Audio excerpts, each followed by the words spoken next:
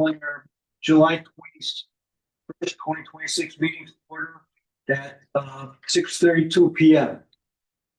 First item on the agenda is to call the roll. So Paul Kunkemuller is here.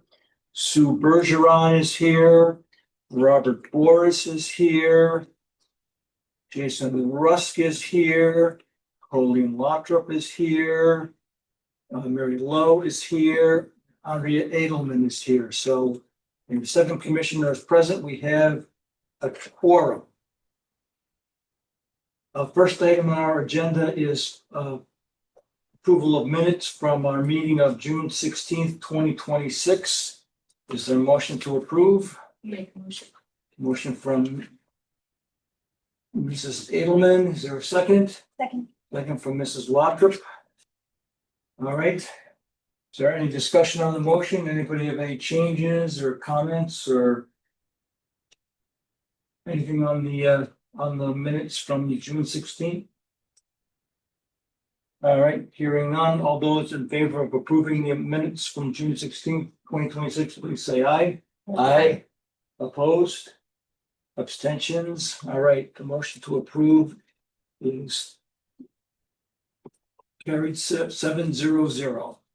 All right, at this point, I'd like to ask for a motion to suspend the rules and add an annual organization meeting, including election of officers and review of bylaws to the agenda.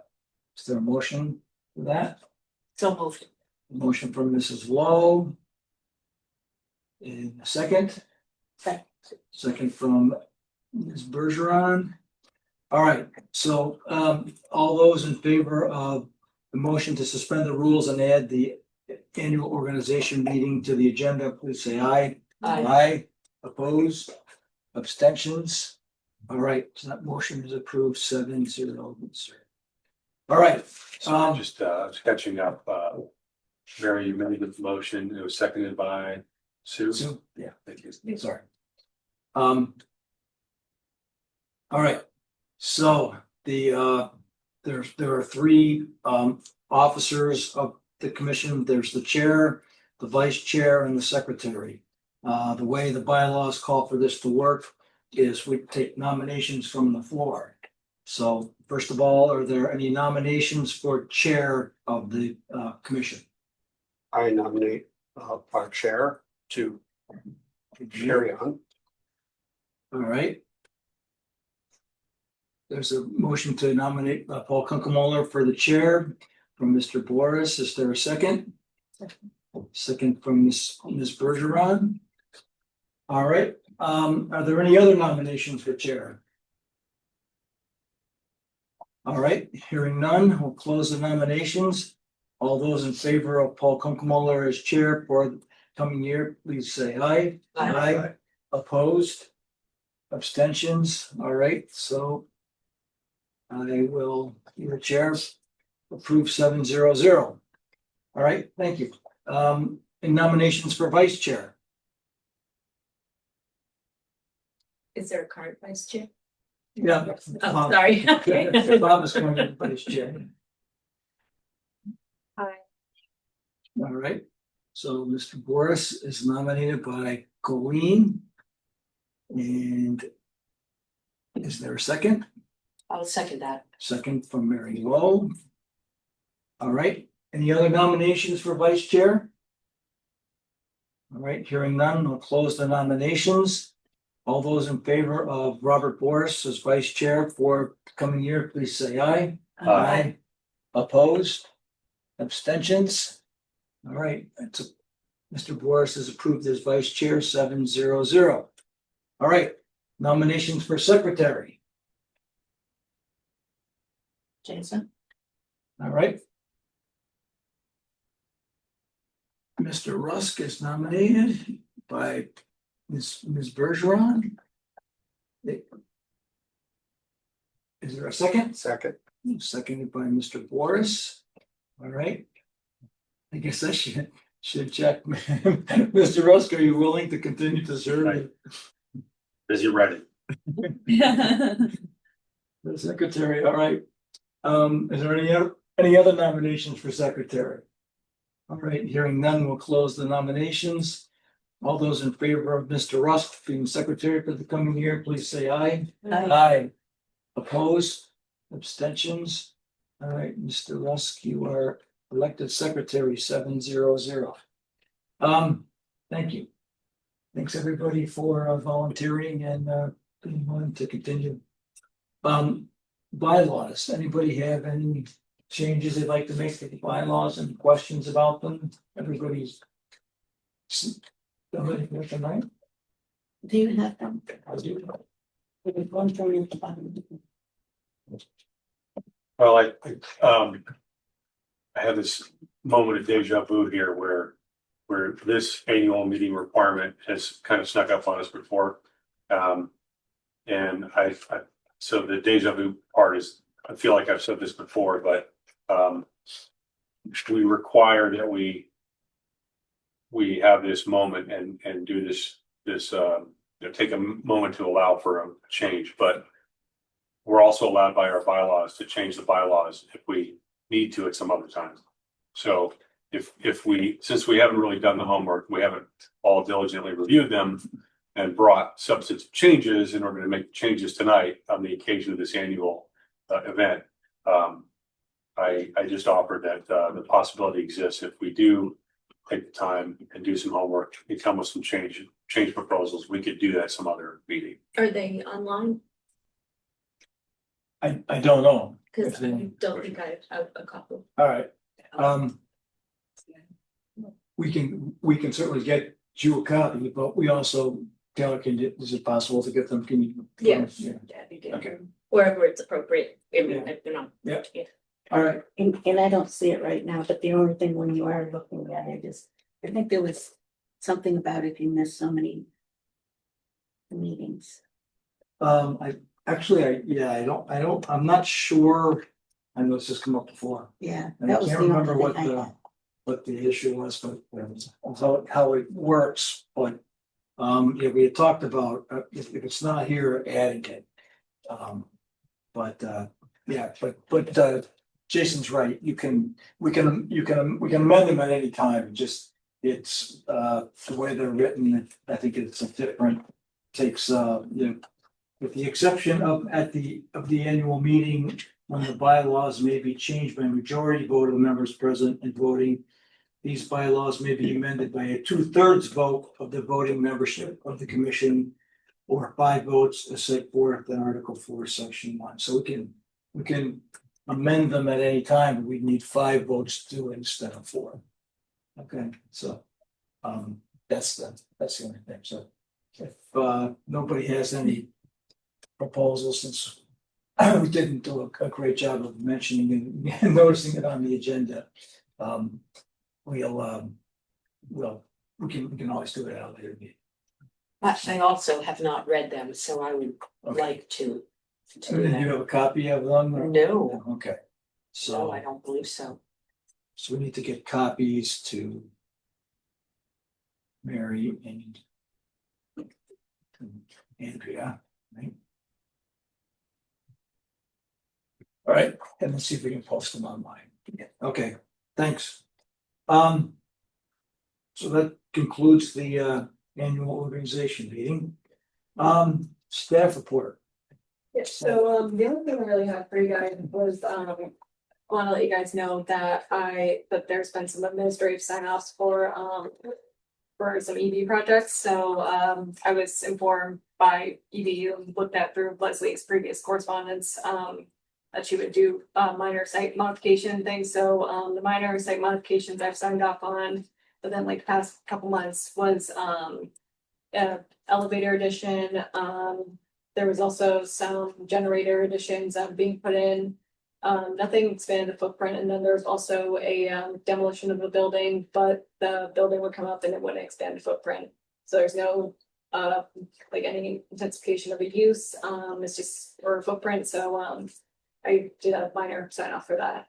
And that's pretty much all I had for you guys for my staff report. But yeah, there's definitely more EV projects to come. Definitely before this commission. So stay tuned. Okay, that's good.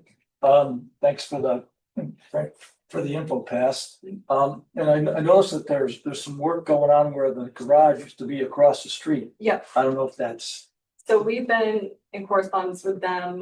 They are removing the material. They did submit a plan, like a temporary plan for us. So that is designated to the zoning official and public works. okay, so they're temporary, they're just gonna use this for parking, so. Yeah. Right, I think I read that in the paper. Yeah. So, but does EB now own that property or is No, it still? LAD does, still yeah, by the- yeah. Hasn't changed hands. But yeah, it looks much better now that it's been cleaned up. So they'll be looking to just put a parking area in there for now. Yep. Okay. Every space helps, I guess, right?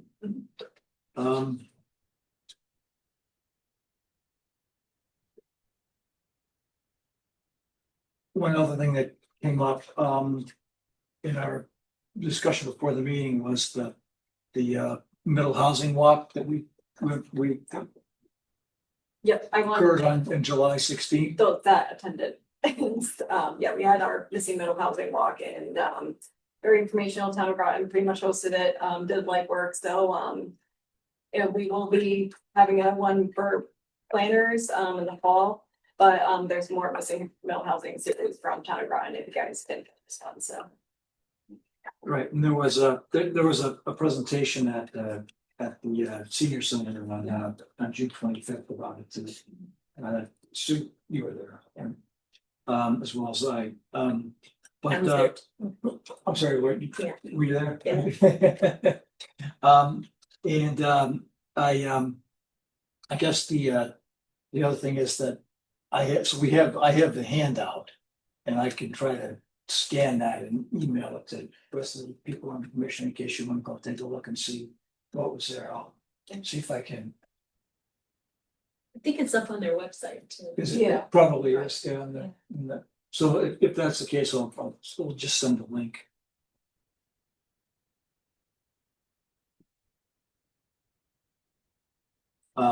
So everybody can see and you can take a chance, you can walk it if you like and see what's there, but it was quite interesting, and like some are, sort of obvious from the outside, others less so, but sometimes you have the person who was guiding the tour said sometimes they have to count it, they papers or mailboxes to understand.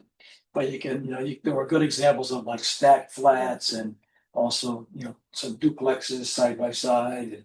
And some like 3-level housing units, some of them now with commercial enterprises in them, but Yeah. but there were a lot of really good examples, so it was interesting. So see if we can get the link out to everybody. Can you put that in this one? Yeah, sure. The only comment I had a question was with the demolition and reconstruction. A lot of times, and it may be because there aren't as many houses around, but in the past, the neighbors would complain about noise going late into the evening, and sometimes we would set different hours that they could operate. Do we no longer have to worry about that with the lesser residential area? For With Like the- demolition. for demolition of like Yeah. EV projects or like Yeah. any projects? Well, it was mainly evening because pretty makes. Yeah, So.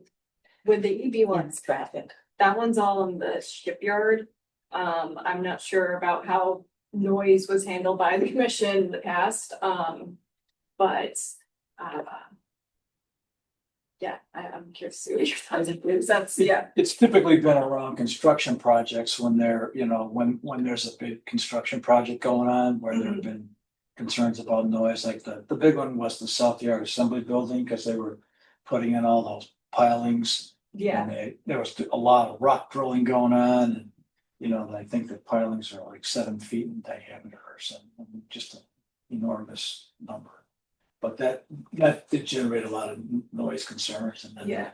The steel going up and things like that. and in the case that we do get noise concerns, what is the time that you told EV to do their work in the past? I mean, it sort of depends on what the construction schedule is, but, typically we'd like them to do it during daylight hours. But, Yeah. you know, you can't always. It can't always be necessarily be limited to that. Depends on what they're doing, if they're running longer shifts or. Sometimes they get behind, so we extend the hours. Right. And it depends on daily. Right. But yeah, if it's a small demolition project that's Yeah, not on that, you know, not adjacent to a residential area, it's yeah, typically not a problem. right.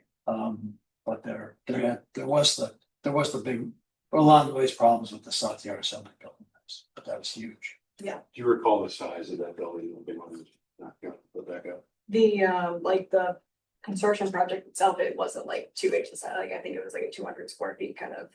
Yeah, Project. can't remember the building number. I mean, I read it, but It's in I our think notes. it's building 54. Oh, B204.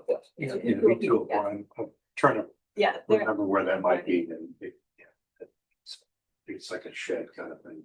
And I know a lot of times, you know, they've got a tight schedule and Yeah. they don't wanna wait till the next meeting.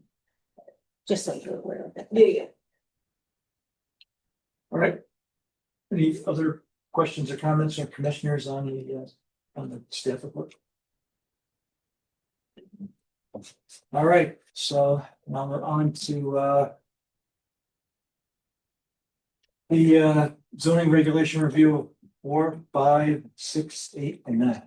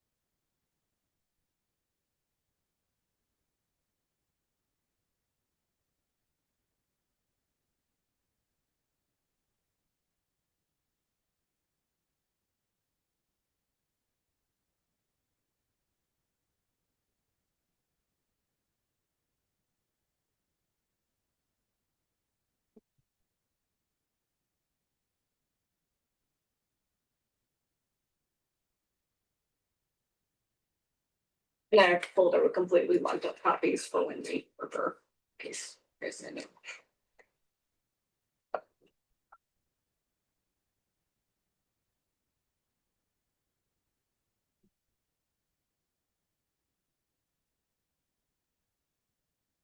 you're just going to changes now, so.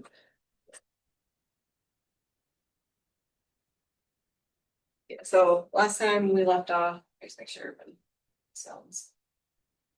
We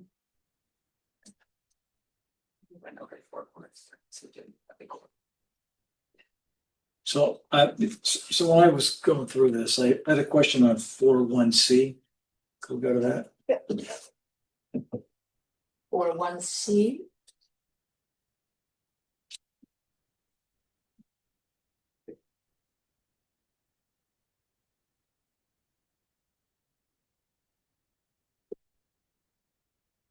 So 4.1C, where it allows single family and multifamily from 3 to 9 units, but it doesn't mention two family. I had the same question. What happens to the duplexes? I think what it was any use permitted by site plan approval in the R5.2 residential zone. That's where the 2-family would be permitted, but I can add 2-family in here if, Well, I mean, because single family would be in there as well, right? yeah, So it's just that I can add 2-family. it's, More readable. yeah. It would be. Or I could do 2 to 9 units for the. Well, right, single family and multifamily 2 to 9 units, that would get us to the same thing. I wondered the same thing, but then later on at 4.3C11, it says 2-family dwellings. Yeah, Lower down. yeah, because the reason why I didn't put 2-family here was because it said any use is permitted there, but it didn't say that for that one, so it's.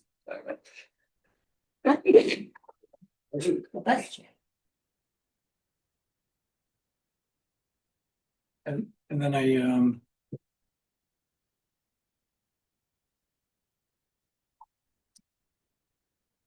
So I also had just a 4-1I.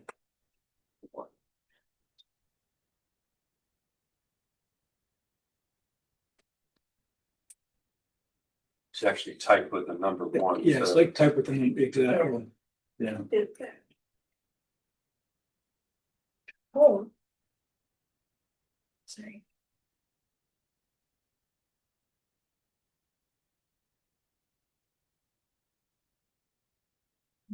Comment on 4-1C. I have a couple of questions at 4.6. I don't know if we're going through this. We might as well, but, yeah, look, so might as well go through it. If there's let's do it this way. Any more questions on 4-1? I had some. Okay, Looking back, because I had done this for the last meeting, because that's when it was originally on the agenda, so I was just reminding myself what I wrote. In 4-1A. It was just editorial, I think there was something in the preamble, and for some reason they didn't add, or didn't, in the primary intent sentence, like you forgot to add water accessible, because it was discussed early on. Where are you looking? In the preamble of 4-1A, purposes and objectives. Says the overall intent is to promote and enhance this area as a walkable, pedestrian friendly area with a variety of uses on sites and in buildings contributing to a vibrant.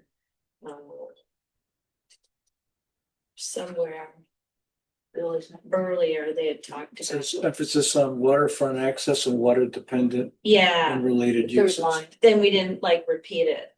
That's why I was mentioning it. To the primary intent sentence, that's what I wrote, add water accessible, the word water accessible to the primary intent sentence, that's what I wrote as a note to myself. Well.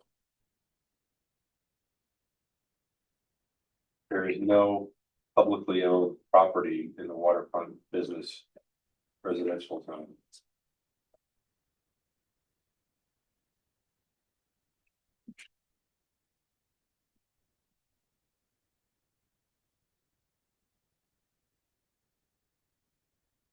So any water access would be a decision made by owners of property along those zones. Yeah, it's just that we talk about it in the very first sentence. Yeah, I didn't catch it in Yeah. the preamble. I saw it under number one, public access to Thames River, and it may not be smart of us to put that in this zone description because we don't have anything to do with that public access. No, I wasn't talking about public access, I was talking about in the preamble under the primary intent. Yeah, I think the first. Cause we're calling it the waterfront business residential zone. And it talks about, with emphasis on waterfront access and water dependent and related uses. But then when we go down and talk about the primary intent, we never mention water again. Well, That's what I was reflecting on where are you looking at the primary? in the preamble. The Okay, fourth so- line down, the overall intent, is that what you're looking? Yeah, at? yeah, Fourth yeah. line down. It probably used to say primary in the last draft, but Why would you say both those things in two following sentences?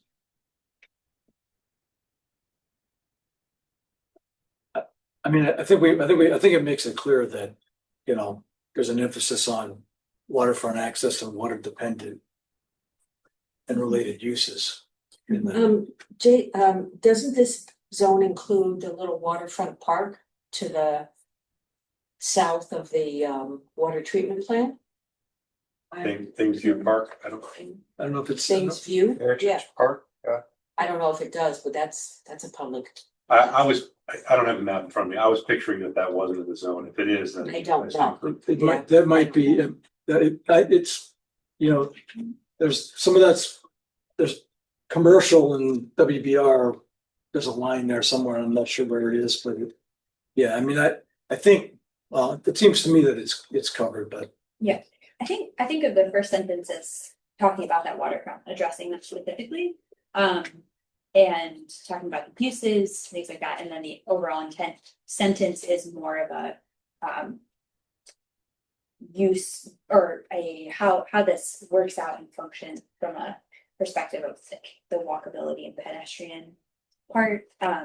That's kind of the atmosphere, which doesn't, but just 2 sentences talking about. Yeah, I just thought because it just never made reference to the water again, ever, so that's why I just thought it starts out by emphasizing water, and then it never talks about water again, so that's why I just was pointing it out, yeah. Yeah. Yeah. Just seemed inconsistent, yeah. Colleen, what was your comment on 4.1C? Oh, so at 13, number 13 says mixed use buildings containing a combination of dwelling units and permitted businesses and services uses, provided that in a mixed use building fronting on a public street, dwelling units shall be limited to areas above the first floor. And this goes back to our conversation that from maybe a year ago where I think it was the city of Minneapolis found that requiring all dwelling units to be above the first floor required then for accessibility reasons, sometimes you have to have an elevator, which makes development really expensive. So that would limit the amount of mixed use buildings you could have. It just from an economic development perspective. So that number 13 reminded me of that. And I understand the intent is so that we have that business frontage that we want. But maybe we might want to adjust the wording on this so that if a business could fit an accessible dwelling unit on the bottom and a business frontage, or or some combination, that could be allowed, because this says the way it's written, it says like you can't have dwelling units on the first floor, which I don't think is really the intent. The intent is to say you must have some business on the first floor. I think the intent might actually be to have the business in the front Yeah, of yes, the first floor yes, great on the point. street. Yeah. Maybe just changing it to mixed use buildings, blah, blah, blah, and then provided that in a mixed use building fronting on a public street. Delete dwelling units. Okay. Yes, yeah. Um,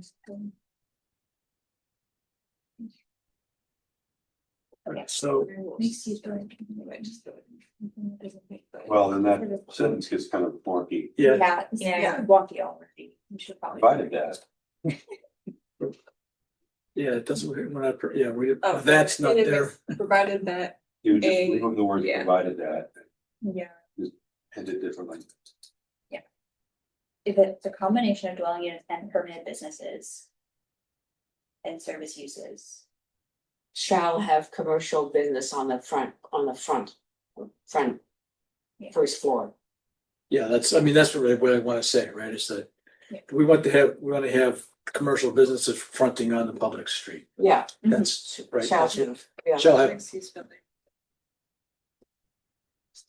We will need to rework that sentence. Yeah, so. A.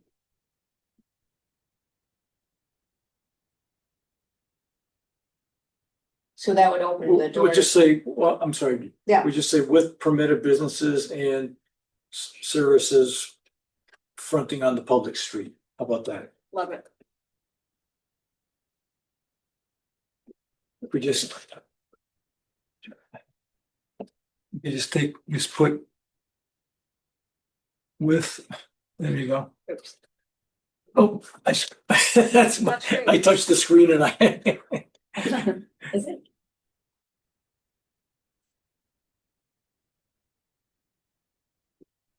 Running on the public street. Yeah, just change, just put with. Yeah. Let's see.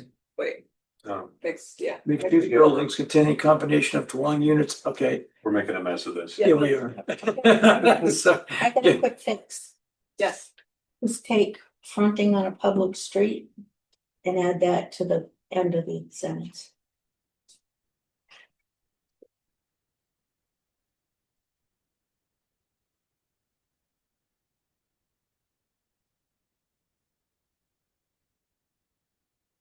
Mixed use buildings containing combination of dwelling units and permitted businesses and service and service uses fronting on a public street. That allows for dwelling units to be fronting on a Yeah. public street.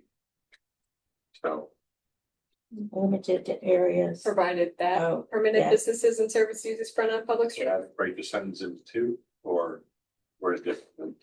Can the dwelling units be, so for instance, you know, if you go to Boston, you'll see. A restaurant and then a door, and that door is to a staircase that goes up to one. So do we? We're not trying to stop the door from being on the bottom floor, are we? Or is it like how would you define a dwelling unit fronting street? I guess would be a better way to. Like, On the street level. right, but we're not trying to avoid having dwelling units on the street level. We're trying to get businesses on the street level. Yeah. In the front. But I think you front, are yeah. trying to avoid getting residences on front facing the street. Unless it's on the second floor. I just wouldn't put an access way to the dwelling that's fronting a street, like maybe on the side of the building or the rear of the building, but. Okay. Yeah. Yeah. So sentence, mixed use buildings. Combination Permitted of dwelling businesses and service units and uses permitted- shall front the public street. Or, no. So mixed use building containing a combination of dwelling units and permitted businesses. Well, a mixed use building is by definition, right, containing a combination of dwelling units and permitted businesses.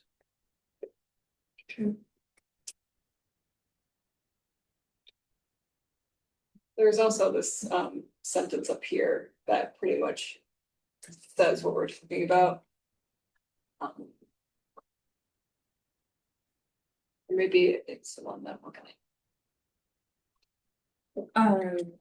Okay, so mixed use buildings containing a combination of dwelling units and permitted businesses. I think the going back to the shall have the businesses fronting the public street. Right. I think that's where we're Yeah. going wrong, is we're trying to assign where the apartments are. And really assigning where the business is much easier. Yeah. Shall have businesses, businesses fronting on the public street. Yeah. Okay. Yeah, that works. Alright, so so I know I get. So, Sorry. well, So just add shall have businesses fronting on the private street. Public street, sorry. Well, Blah, blah, blah. Go ahead, Jason. this sentence now is worded funny compared to all of the other entries. All of the other entries are examples of permitted uses. So this is, they're a list of nouns, You're right. and now we have There's no now we words. have an entry that is nouns with prescription. So I don't know that we need to put the So- businesses shall be fronted on the public street in this list. It may be somewhere else in this chapter where it's appropriate. Or do we say Or you mixed could make a use building? parenthetical phrase or something, but A noun would be mixed use building with businesses fronting the public street.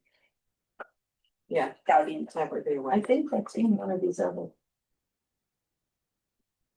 I think it's in the five corner section. well, this was WBR, right? So, Yeah, but I mean, the wording. the wording, well, yeah, so we could just, Or- yeah. Provide that in a mixed use building fronting on the public street. Permitted businesses, service uses shall. The way it's written already is. Yeah. I think we should just go with the noun version of the simple way. You removed, I see a table here before that you removed. In the previous version, I didn't really do. There was, the only thing I removed was the dimensional, for a special permit in section 3. That was probably the only thing I took out. Okay, so, sorry, my brain is half working. Hey, What is the sentence I'm writing? mixed use buildings. With businesses fronting the public street. Fronting on a public street. Let's go to one.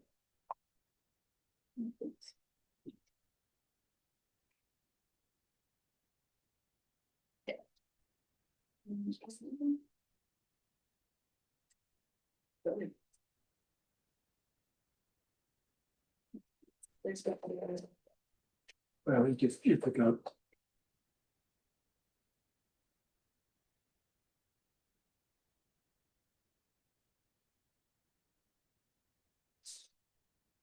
Gonna have permitted businesses and. So.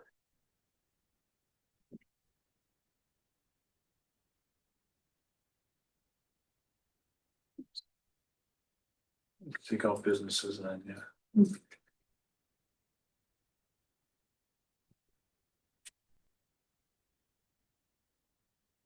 Okay, so that's fine. In the news business, we say there is no greater human urge than changing somebody else's copy. All right, were there any more comments in 4.1? I'm sorry. I had a question on 4.1D7. Where it talks about boat docks, slips, piers, wharves for yachts and pleasure boats or for boats for hire. Carrying passengers on excursions, pleasure or fishing trips, and then it says comma, or for vessels engaged in fishery or shell fishery. Do you mean commercially, recreationally?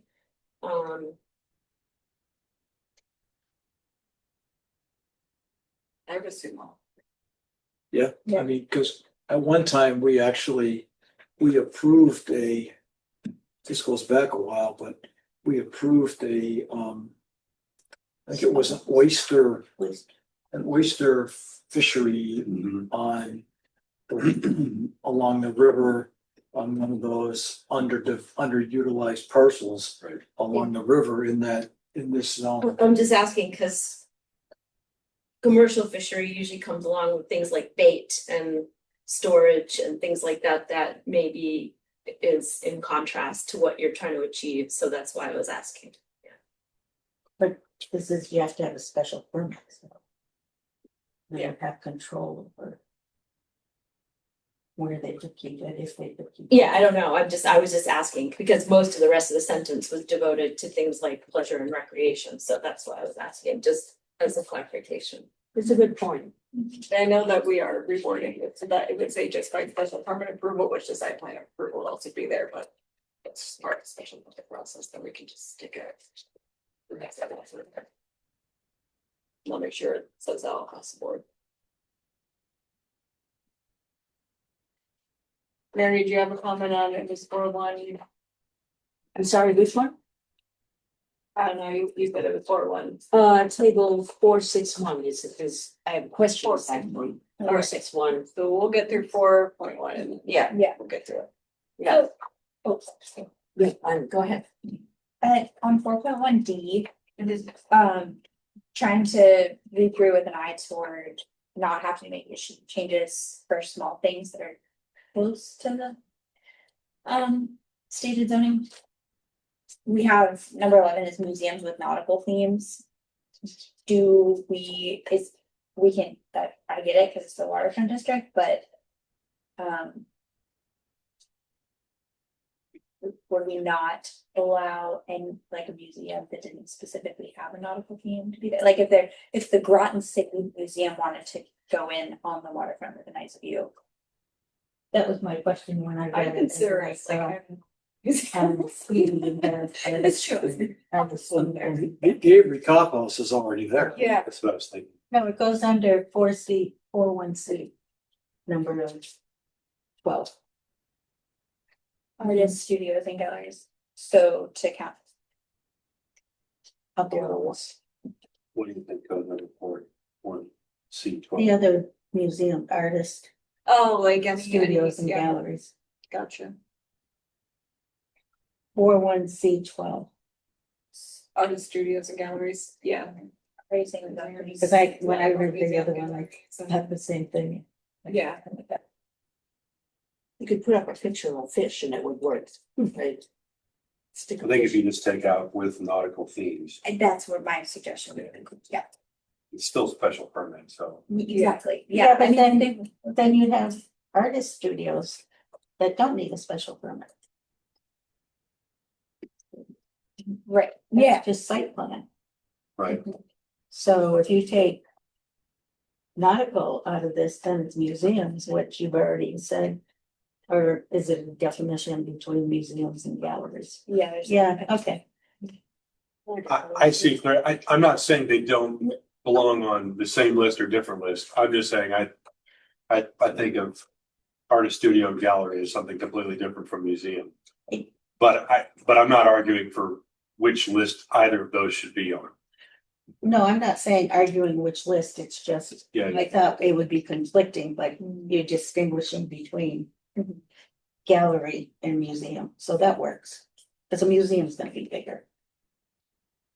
Maybe. Yeah, so where we left off was going over the industrial zones. The one thing that we did notice was it did say in the industrial zone, what's permitted by site plan approval is other uses similar to permitted use or uses.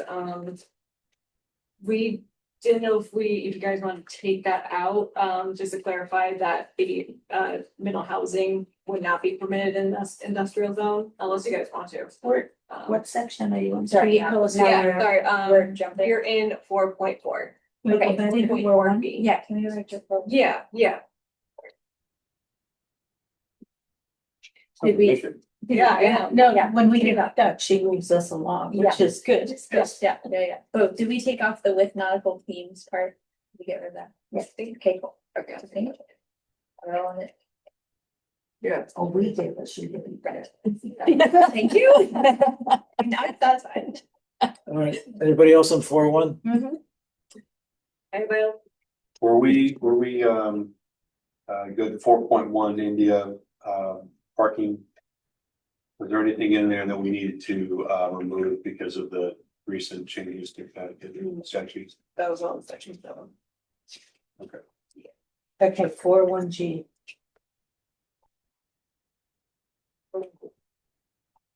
It's the front.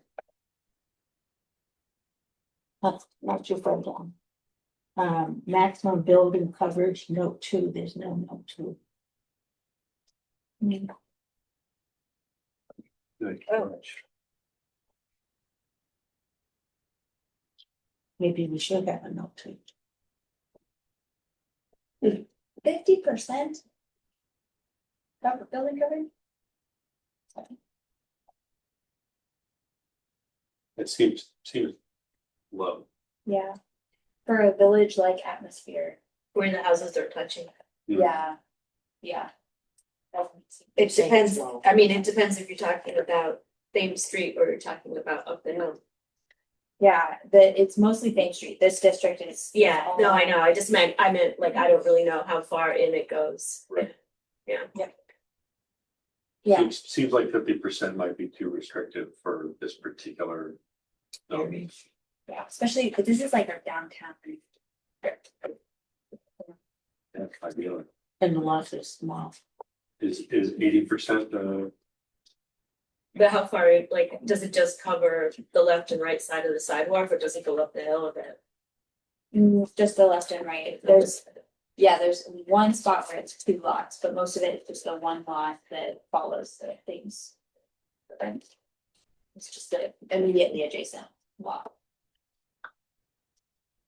I might even go 90.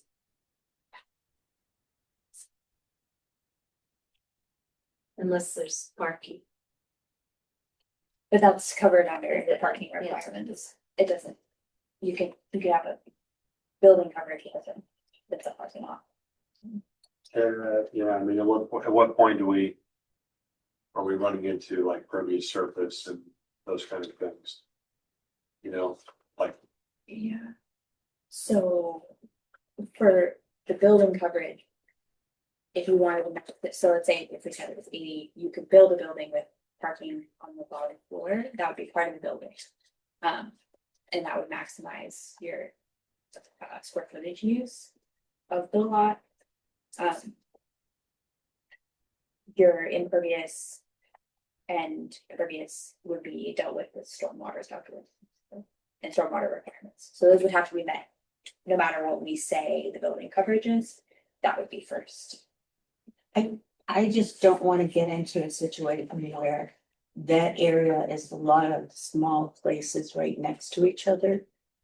So I don't want something to be prohibited simply because, you know, if you've got a small lot, you're not gonna put a tiny little storefront or something there. You're, That's the maximum. You don't have to build it that big. But if you've got a tiny lot and you wanna put a reasonable size store or restaurant, Well, currently they have, a lot of the buildings occupy, I think, probably more than 50% of the lot. yeah. That's, For sure. that's, So Sue, are you arguing for a larger percentage? Is that what you're saying? Yeah. definitely. Were you talking about parking under the building? I was saying that if they wanted to use the full lot for a building, they could meet the parking requirements by having parking on the bottom floor. So it would be surface parking and all the building would be above it, Not necessarily. would be underground? When you look at Main Street, like Yeah. directly across from the post office, Mm. you've got that, That's not an angle. yeah, you've got that motel Mhm. down here. Mm. So if you've got a lot that slants way down, Mm. your first floor storefront could be street level Mhm. and the parking could still be. Okay. underneath. some of those lots, you might 2 levels of parking below street Yeah. level. Yeah. There's a lot of there's a drop off. It's the hidden floors at EB that don't show, that they laughed at. Yeah, so, yeah, Yeah. those lots below, behind below, Mhm. behind below. Yeah. So I guess, and those requirements will. Parking requirements, stormwater requirements. Are also important, and those do not, this maximum building coverage doesn't affect those, so those will still need to be met. Yeah. So if you wanted to do a living roof with water recapture and use the whole lot, like. I don't think we should prohibit that here, you know. I think like she's saying, there's so many other things that they're gonna have to meet requirements for. That Yeah. I don't think it's gonna create any. Yeah, like setbacks and all that. So if we specified like 80 or 90%, then Mhm. we wouldn't be prescribing building footprint. It would still be subject to other Yes. issues. Yeah. Yeah. it wouldn't, that necessarily wouldn't be limiting. Exactly. It wouldn't trump the other restrictions. Yeah. We could say 90%, and because of the other restrictions, the best you could get is 72 or something. Maximum is, 90, 80, yeah. What was note 2 out of curiosity? Do you know? Oh. So are we gonna make a change to that percentage? We did. Yep, yeah, she's. 99. I mean, 90 is a big number. 90's a big number. Taylor, what's reasonable for in a situation like that, would you think, if your professional opinion? Honestly, I know what. Yeah, that'd be good. to know. Down, so. It's kind of packed. with building It coverage is, but that's itself, what we're shooting for, is Right. with building coverage itself, it's really not something, like, it basically just gives more flexibility for those on tiny lots to just conform to the setbacks, and like, it's really just kind of easing the restriction of, you gotta meet building coverage as well as setbacks, as well as all the stuff, so it's really just kind of making development just easier. And it's not gonna really impede like character or anything being closer together, or, So 80, 90 is not yeah. a big. Yeah. All right, anybody else on? We learned 4-1. 1.1. So when we say. Maximum building height, sorry, is 25 feet, and then it says, there's a note, maybe modified as provided in section 4. Yeah, it says goes to Each. 35 feet. Yeah. Yeah, but is that from? We were just talking about how the From base street level, elevation. you're asking is it street level or Yeah. where you're measuring it from? Yeah, we, There's a formula for that. Right? Yeah. On how to do building height. There's a Yeah, definition of how you calculate building height yeah, in the definition section. okay, Yeah. as long as that's covered. Yeah. For now, That's in there. great. Is there an H? I, okay. All right. 418, got it. Got it. Yeah, that's just, Any comments on 4.1? I had one last comment, but again, this is from when I looked at it previously. And it talks about a setback from the water of 20 feet, and I guess I was asking about it because again, this has to do with that economic development session I sat in. Where they talked about building, you know, a boardwalk or a promenade or some sort of thing. And so I was asking like, you know, in my notes, like, does that give sufficient opportunity to create something like that? Yeah. Yeah, I've never really dealt with boardwalk installation before, but I wanna say in those cases where it's like a dock, I would have to look into how this permitting works, but it would probably be handled by, like, if it was on the water directly, it would probably be handled by DEP.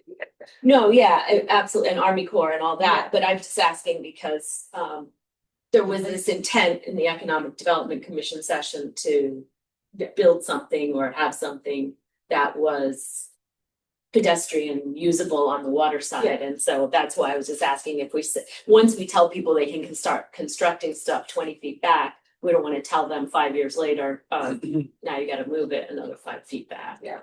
Well, further, I think there are a lot of properties that are non-conforming to 20 feet now. I'm sure there are, I'm sure there So I are. don't think we can even specify 20 feet. No, I don't know, but I mean, it's also the way you build it, so I just didn't want to start creating a situation where it ran counter to the objectives of the city to create something. yeah, I mean, the thing about the 20 feet is what we don't want is anybody building anything now that's closer than that. Yeah, I mean, because 20 feet is pretty close to the water, yeah. Even though some might already be there, but a lot of what's back there right along the water is parking. Right? Mm. Yeah, or Making Rebecca. banjo building sticks out. Yeah, 30, 40 there's, feet. there are, there are, yeah, no, there are. The former, you know, city owned building that's on the north end of the Garbo lot is right up to the water. Yeah, no, there certainly there are exceptions, but I mean, I think. The hotel. Hotel is Yeah. closer to 20 feet, I think. But I mean, the thing about the promenade is there's no, you know, the city would have to acquire that property in order to put something like that in. So those, you know, that would require negotiation with all those property owners to purchase that, you know, and then, Or you build out from it, well, I guess you could. like but then- cantilever it But over, then you're Right, and I think there was a Coast Guard like they did. project that they conceived of something like that. And that's what they did in New London, it's cantilevered out over some of it. That walkway there? Yeah, so I, you know, I just wanted to raise that for Yeah. discussion because Yeah. of that economic development It's, presentation. yeah, I mean, so 20 feet gives you, you know, I mean, that's you know, it gives you some buffer to the water. Seems reasonable. I think that's been in there a while. I don't know, I mean, 20 feet setback to the water is 20 feet of your own property to the water. Right. It's not publicly owned, so there's no public promenade there. Right. So I'm thinking, you know, if I'm developing, why wouldn't I go as close to the water as I could? Well, probably insurance. So let the insurance take care of it. Sure, that maybe some Zero other- setback from the some other water and, restriction. you know, There's a program I just got done watching where they built a house years ago. 50, 60 years ago. And it was so far from the lake. But because of the lake rising. And the way their lot was, the tract was written. It's like to the water, well, the water's pushed up now, so the water is so close to the house that they now have to buy. If they wanna do the renovations to their house, they now have to buy the lot, part of the lake. So you do have to, you know. Is that something we need to think about as the water level? 20 feet, maybe 20 feet now, could be 10 feet. In 50 years.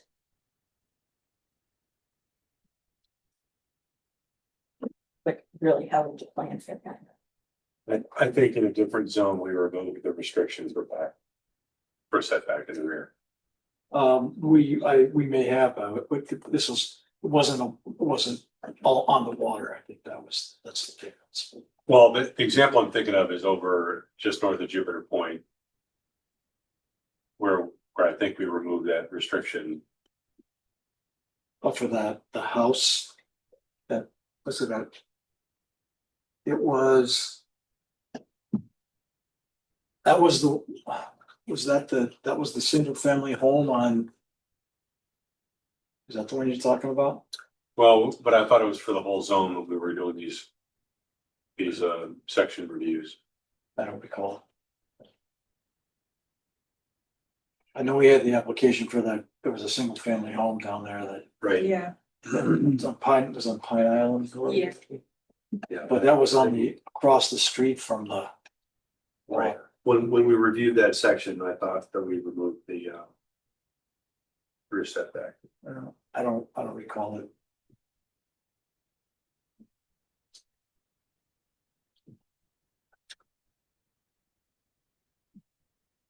Four comments on 4.1. No, I got one on 4.2. Moving on to 4.2. On the 4.2C. So we don't include single family dwellings here. Unless that's, If you guys want to, single family dwellings are actually not part of middle housing, so it really is up to you whether you want to permit single family dwellings. well, the thing is that they're already there. This is Yeah. 5. All right, Yeah, Five Corners, they're already there. we can, There's do you want it to be by site plan approval? There goes through you guys. Yeah. Okay. I think, but it doesn't, I wouldn't think it needs a special permit, but. Or you could put, single family dwellings or multifamily dwellings of 2 to 9 units, however you want it, that would be the same as Yeah. we had done it in that. It's about there. Anyway. But there's a lot of them there. Yeah, We don't want to make them non-conforming.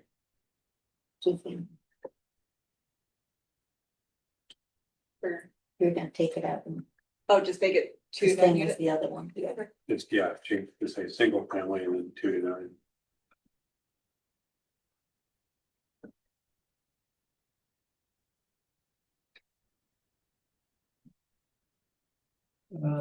I have 4.2F.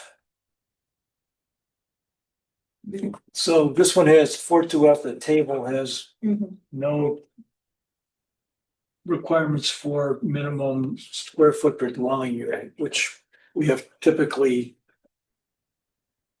Right, if you go up to the top of it, 4,000 square feet per lot, but there's no number of square feet per dwelling, minimum square feet per dwelling unit, which we had been changing to 2,000 on a lot of these. Mhm. Do we want to do that here or not? I mean, these are, again, Five Corners is a lot of small lots. Right, So, yeah. but even I think it's in, let's see. Just for comparison's sake, right? Yeah, now that. The table Kind of for, coverage the issue. table for WVR was 5,000 square feet, but we reduced it to 2,000. Yeah, now that I'm reading it, it says minimum lot area of 4,000 square feet per lot. I don't know if it's like formatted, so we're like. Yeah. Holy- Yeah. Yeah, what's the purpose of having both those values? Well, one of them is that the lot has to be 4,000 square feet at a minimum. Right? Mhm. And then the second one is a number of square feet per dwelling unit Yeah. I'm just gonna on the double check lot. how we've written it. Right. So Other sections. So I would say that If you have a Yeah. 4,000 square foot lot, you can only put 2 dwelling units on it. That's what that Right, basically tells you. Yeah. Right? yeah, but that doesn't, like, is it? Yeah, so I don't know if somebody took that out in the past. But I can re-ask the or 2,000 square feet per dwelling unit again. Is that, So if we do, but if we do that, that means that you can't put a triple decker on a 4,000 square foot. that's exactly, that's what that Right. is. Yeah. Do we want that to be the case in them? Well, you know, a triple decker would be hard because of the height restriction. That's the thing that would get you on that. Mm. You know, and that's the one that It's gets, 45 feet though. it's, what is, I'm sorry, 45 feet. 45, is it? Yeah, Okay. That's maximum building. but you have a building coverage issue here too. Right. 4.2 F. Yeah, which I mean, I think the point stands for the other one too, especially in the waterfront district, you have that below street option, so. So that's functionally greater than 25 feet height. And then in 5 corners, we've got 45 feet. You don't have the same grade level, it's all pretty much same grade. Right, but 45 feet would be 3 stories. 3 stories, okay, Yeah, so. so, But what about lot coverage? Yeah, I would agree that that should go up, similar to how we were feeling. Yeah, that's, so back to the, so we just wanna leave, so we just wanna leave this out in terms of a square footage per dwelling unit, then it's not there now. it should be able to, yeah, Just leave it not there because that gives more flexibility for people to do things that we might want them to do. Yeah. So then we're under the building coverage thing, which is the same discussion as we had about, basically about, Two. yeah. I bet there was a note 2 on there somewhere Yeah. at some point. I don't know what, I'm not sure what happened to it. I don't think there was, I think we were gonna come up with one. Note 2, to be determined. Yeah. All right, so anyway, so Make that one 80. make it 80, like. Okay, Would we consider removing the per dwelling unit requirement on the waterfront district for the same reason? Or do we want to keep it? Yeah, You would eliminate or keep it the same? I would eliminate the dwelling unit requirement. think of it, That would be back at 4.1 G. Yeah. Anybody else have any comments on 4.2? no, 4.2 D. Number 1. It says multifamily buildings. Provided that such buildings do not front directly on a street. And are located to the rear of a building fronting directly on the street. And containing business uses on the street level.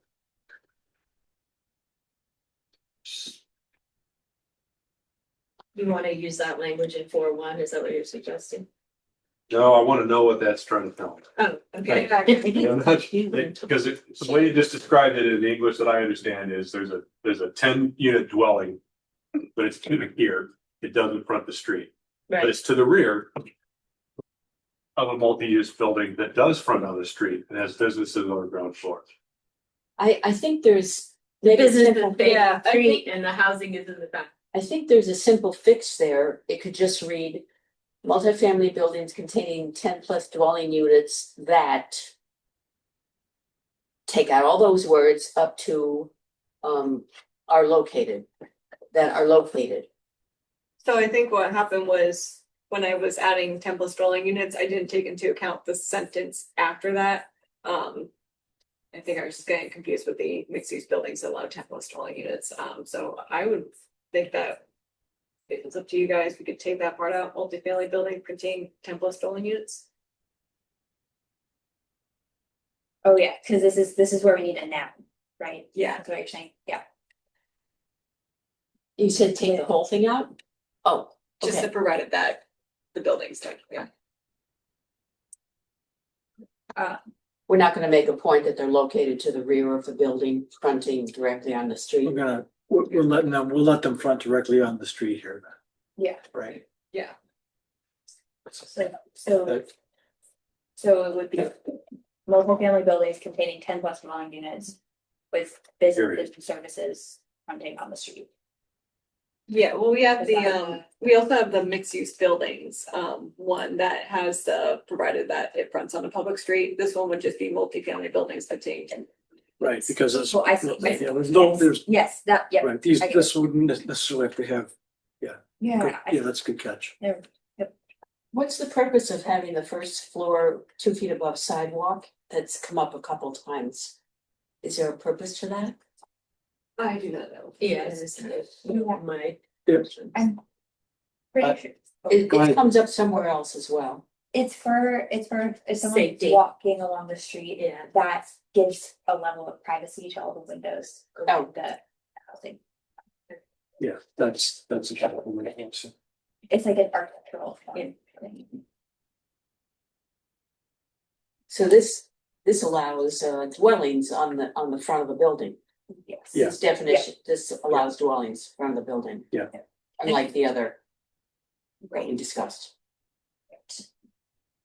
And Five Corners is a little more residential. Yeah. Yeah. Yeah. Or else that with 4.2.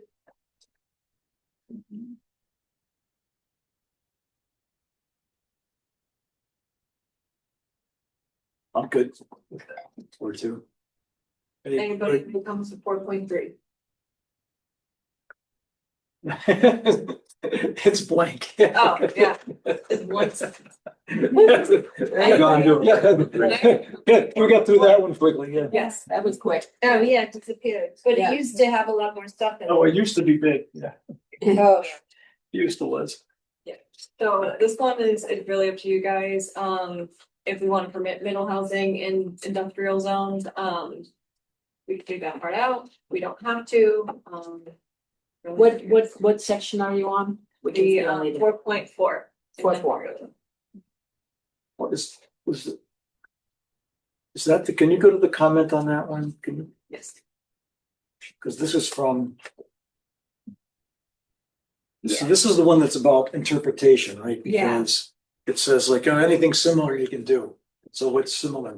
Right? Right. That's the issue with this. one. Yeah. You're on 4.4B. We are on, yep, 4.4D. My copy doesn't even have number 14. yeah, mine doesn't there. No. I agree with the strikeout on that one. I might have hit print on like when it goes to the email and then it doesn't show the markups and then it prints that way. Yeah, but I think it's probably best to take it, that similar thing out. We're taking it out anyway.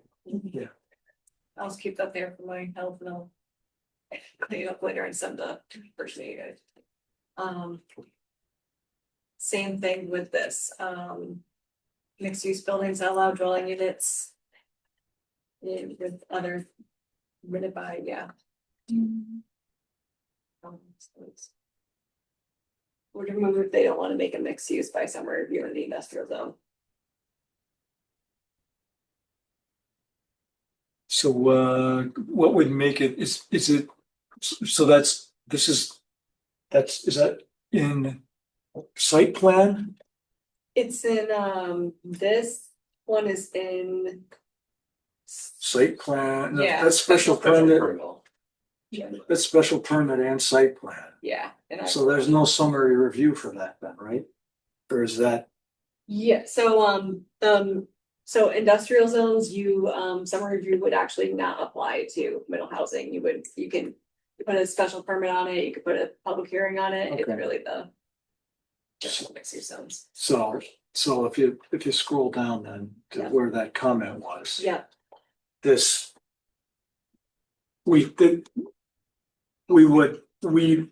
this would only be able to be done by special permit. Yeah. Right? So it wouldn't be, the comment about summary review is really not, Yeah, this is not applied to what we're saying. right. Right? So if that, yeah, so Yeah, because when this bill first came out, there was some confusion, like, does industrial zones count? And I think we've gotten plenty of clarification that industrial zones do not count as the commercial mixed use zones. okay. Do we want to edit that 10 to address the businesses being on the public frontage roads rather than dwelling units? being- Yeah, just copy and paste what we put for the, yeah. Mhm. Yeah.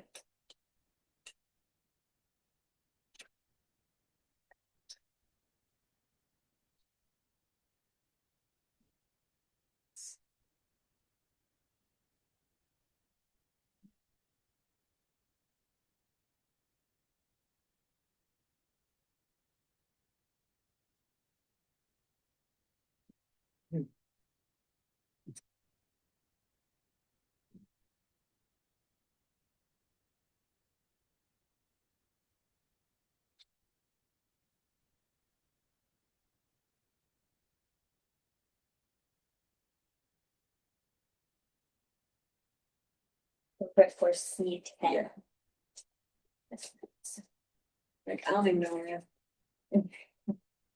That's fun.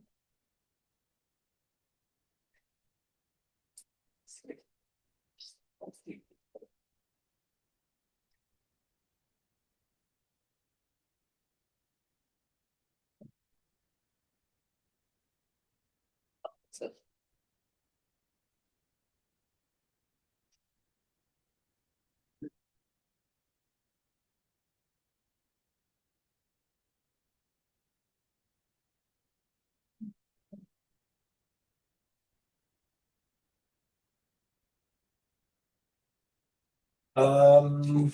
Anybody else in 4.4? In the table at the bottom, we have asterisk 1 or 2, but I don't know if they're referring up to, especially with asterisks.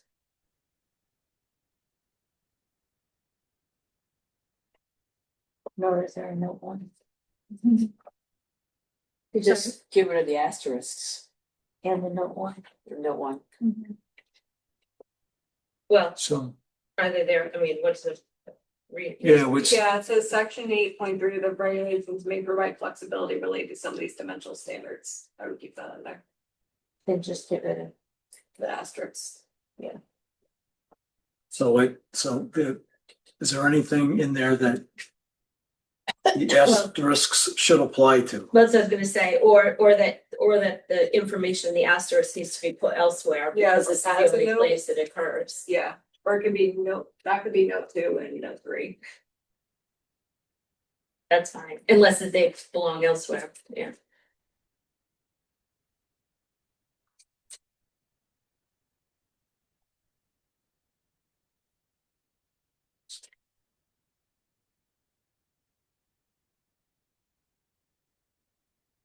I will have you all know when I try to format anything, it never agrees to me. It's really But hard I'll in fix track it. changes. We will be here till midnight if I'm here. Yes. Can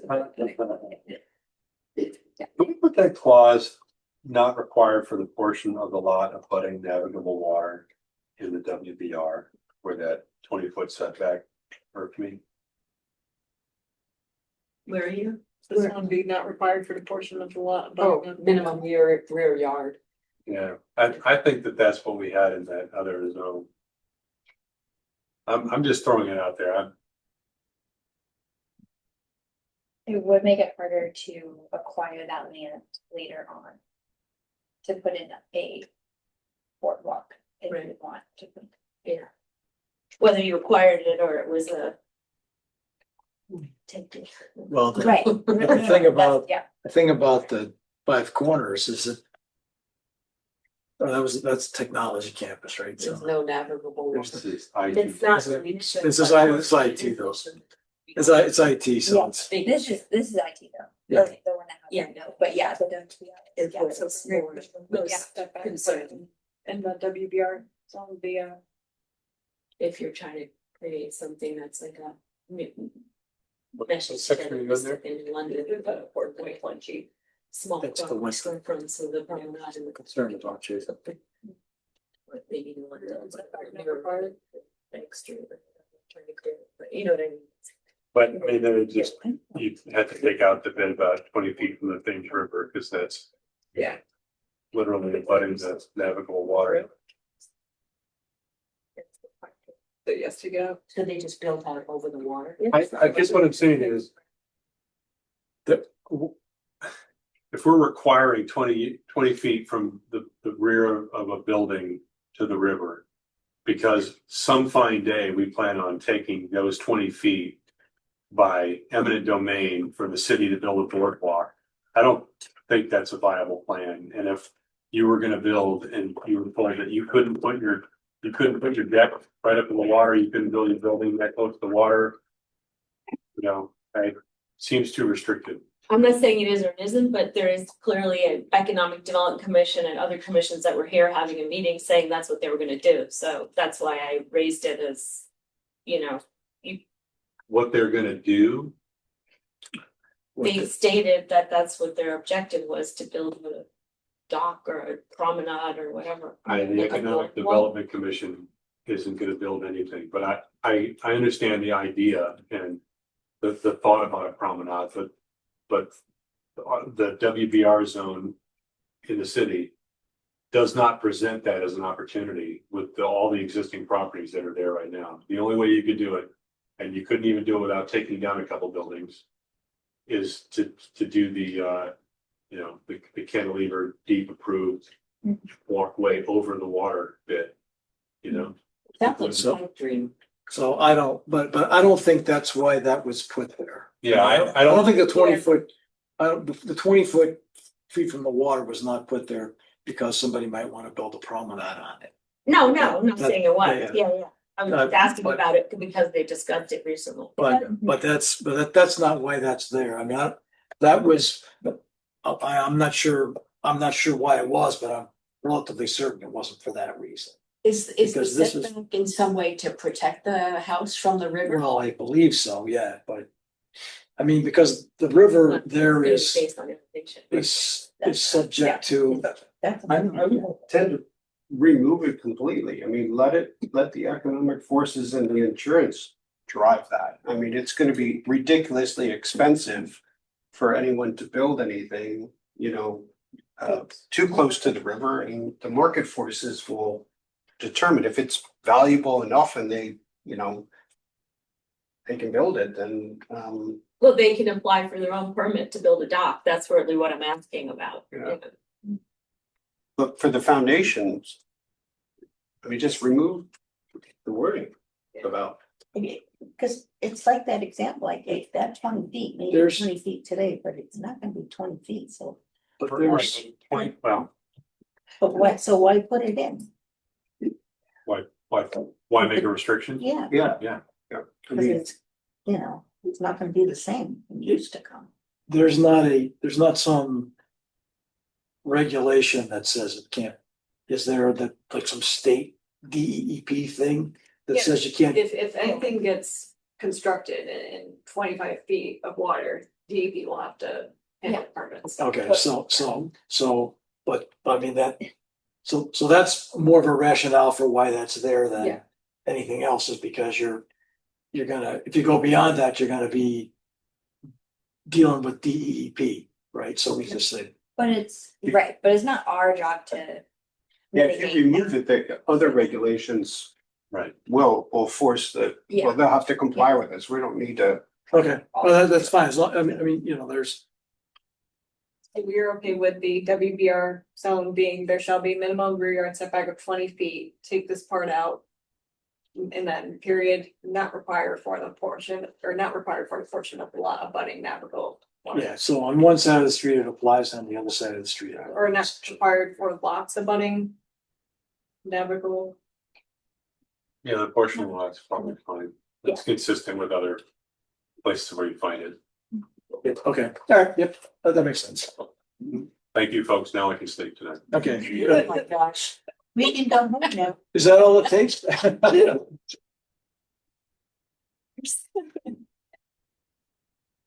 It will be anyway. Yes. You didn't Alright. like the intrusion on private property. So 4. I'm through 4.4. Yep, this is for technology, or, sorry. IT. No. All right, my question on this chart, Mhm. why is it every other chart has a maximum building coverage and this one doesn't? You and me both.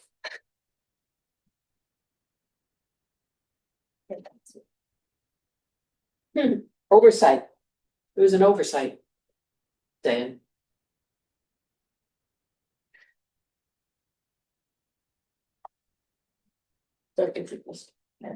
Yeah. And what would you like the building coverage percentage to be? What would make sense? This is the technology campus, Think about it. This is the IT side. IT, okay, so I That's- really think that in that's this what case, ED and Pfizer are in, right? yeah, Yeah. I think we I think go that back to there's a the reason other why. restrictions that apply. Like, So you're not gonna put one in? I wouldn't. We're not telling them to use we're not prescribing filling every square centimeter of the property, Mhm. you know, from border to border. We're just saying that we're now weirdly replacing a restriction on it when there are other restrictions, you know.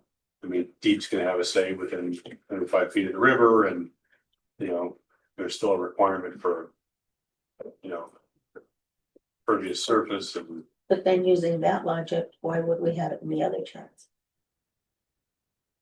Are we looking at 4.5E? Cause there's a maximum building coverage. No, we're four, Four, four, four. E. Oh, four, Yeah. four.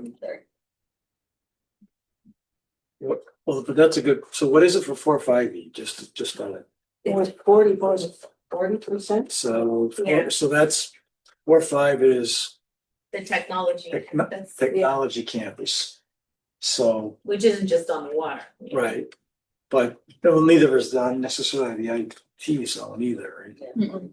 yeah, but how do we get away with 40% max building coverage? Well, that's Campus just has a huge property. Yeah, Right, because I agree with you, Jason, I'm not sure that. I'm sure that the maximum building lot coverage within the city of Groton in these high density zones is really giving us any useful information. Cause that's usually used in places where you wanna preserve the rural character of a place. That's where if you wanna have like lots of trees in between farmhouses. Right, yeah, so then you need building lot coverage. I was in the 5.2 zone. I proposed a deck on the back of the house on a 1/8 acre lot. And I had to modify the size of the deck by 2 square feet because I was exceeding maximum building coverage. I don't see that, you know, having the same basis in these zones that we're talking about now.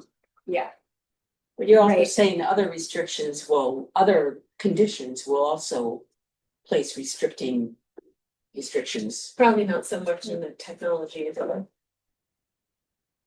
I mean, I think there you're talking about like, parking lot coverage. right, water runoff. Yeah, and that's what I all the other environmental things. But that can be dealt with the, you know, by adding 5 more catch basins or something, Sure. if they had to. Not saying they should, I'm saying that's what they would do. there are, Or another retention pond. yeah. We don't have on the IT zone, right? We don't have Maximum. a maximum, we don't have a maximum lot coverage in the IT zone. Correct. So does it make sense to have it in the technology campus? It's, Well, I think the question is, does it make sense to have it in any of them? well, we were, I guess I could see the residential. The purely residential zones, well, maybe. I mean, the other thing about the residential zones is there are still setbacks even. Hmm. Even if you put in that, 90% building coverage, you still have to meet the setback requirement. You still can't violate that. Yeah. And in residential, I mean, having to change your deck by 2 feet, is that really being, Yeah, is that helping Sensible. anybody? yeah, It's just an administrative. I mean, that doesn't preclude you from asking for a variance. That's true, but you're not probably gonna do that for that. No, I'm just saying, at the end of the day, if you really needed it, yeah.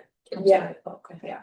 I don't know, I think this might be an outdated requirement or outdated, The maximum building coverage here. yeah, Well, in a city. Like I said, like where you're not. Non-residential. Right, yeah, well, yeah, where you're looking for density.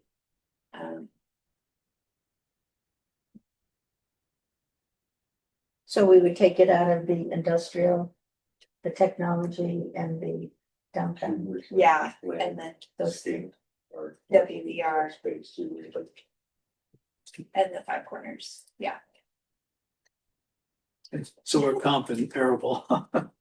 Mhm. Yeah, is anyone opposed to removing maximum building coverage from the WBR 5 corners, IT zone and T's and the technology campus? Not opposed.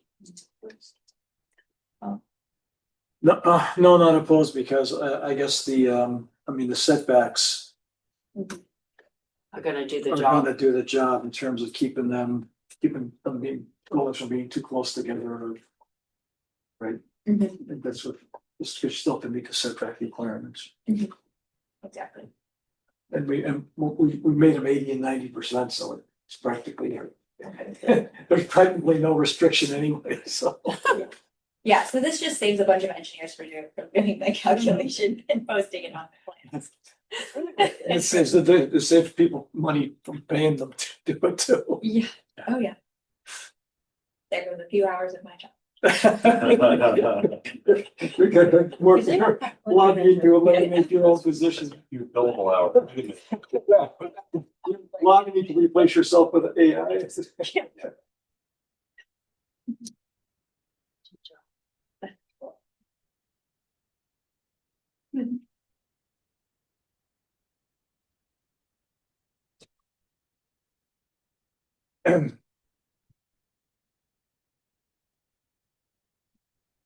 like freaks out if I try to delete the whole thing. It's like, you're shipping entire cells. This won't be marked as a change.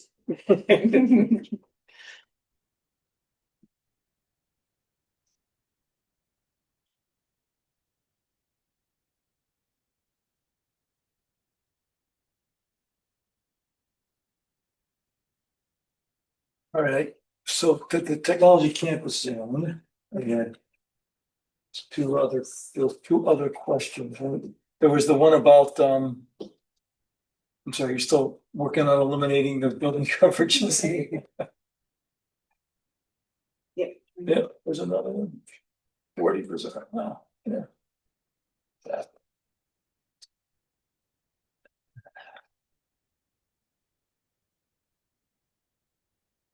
Because these guys are gonna have to, I mean, the only thing you could run into is pervious versus impervious, right? Yeah, On these bigger parcels, right. you know, if you don't have any, if there's no restriction on building coverage, you could build a building that covers everything but and put a parking lot underneath it, and then it's all impervious. Right, so that would be so runoff on those larger parcels would be the potential issue, correct? So what, don't we have stormwater, do we have stormwater guidelines? Yep. Okay, so okay, because then that would be what governs that. Then the developer would have to meet those. Oh, well, and he already does always have to meet that. Well, we're, Is there any danger that, say, for example, I buy building A and I'm gonna develop it and I'm gonna do maximum lot coverage, the most I can get. Then you buy building B, now you're restricted to much less because I've souped up all the storm, you know what I mean? Right, yeah, Yeah. that's a great question, but no, it doesn't work like that. You have to do the stormwater calculations for your site. Yeah, but there's interdependencies in terms of the flow of water and the Absolutely. capture of water, yeah. Yes, from a true, from how, from the ecosystem, yes, it relates. But the idea is that each lot before it is Stands on created its own. is analyzed, so lot A that builds that big building, they're going to have to accommodate that extra runoff. So what I've done in like super dense areas is you build retention cells underneath the building itself. Mhm. And that is what reduces your runoff. And then, so the person next to you doesn't have, they don't see that difference in runoff when you build that bigger building. Mhm.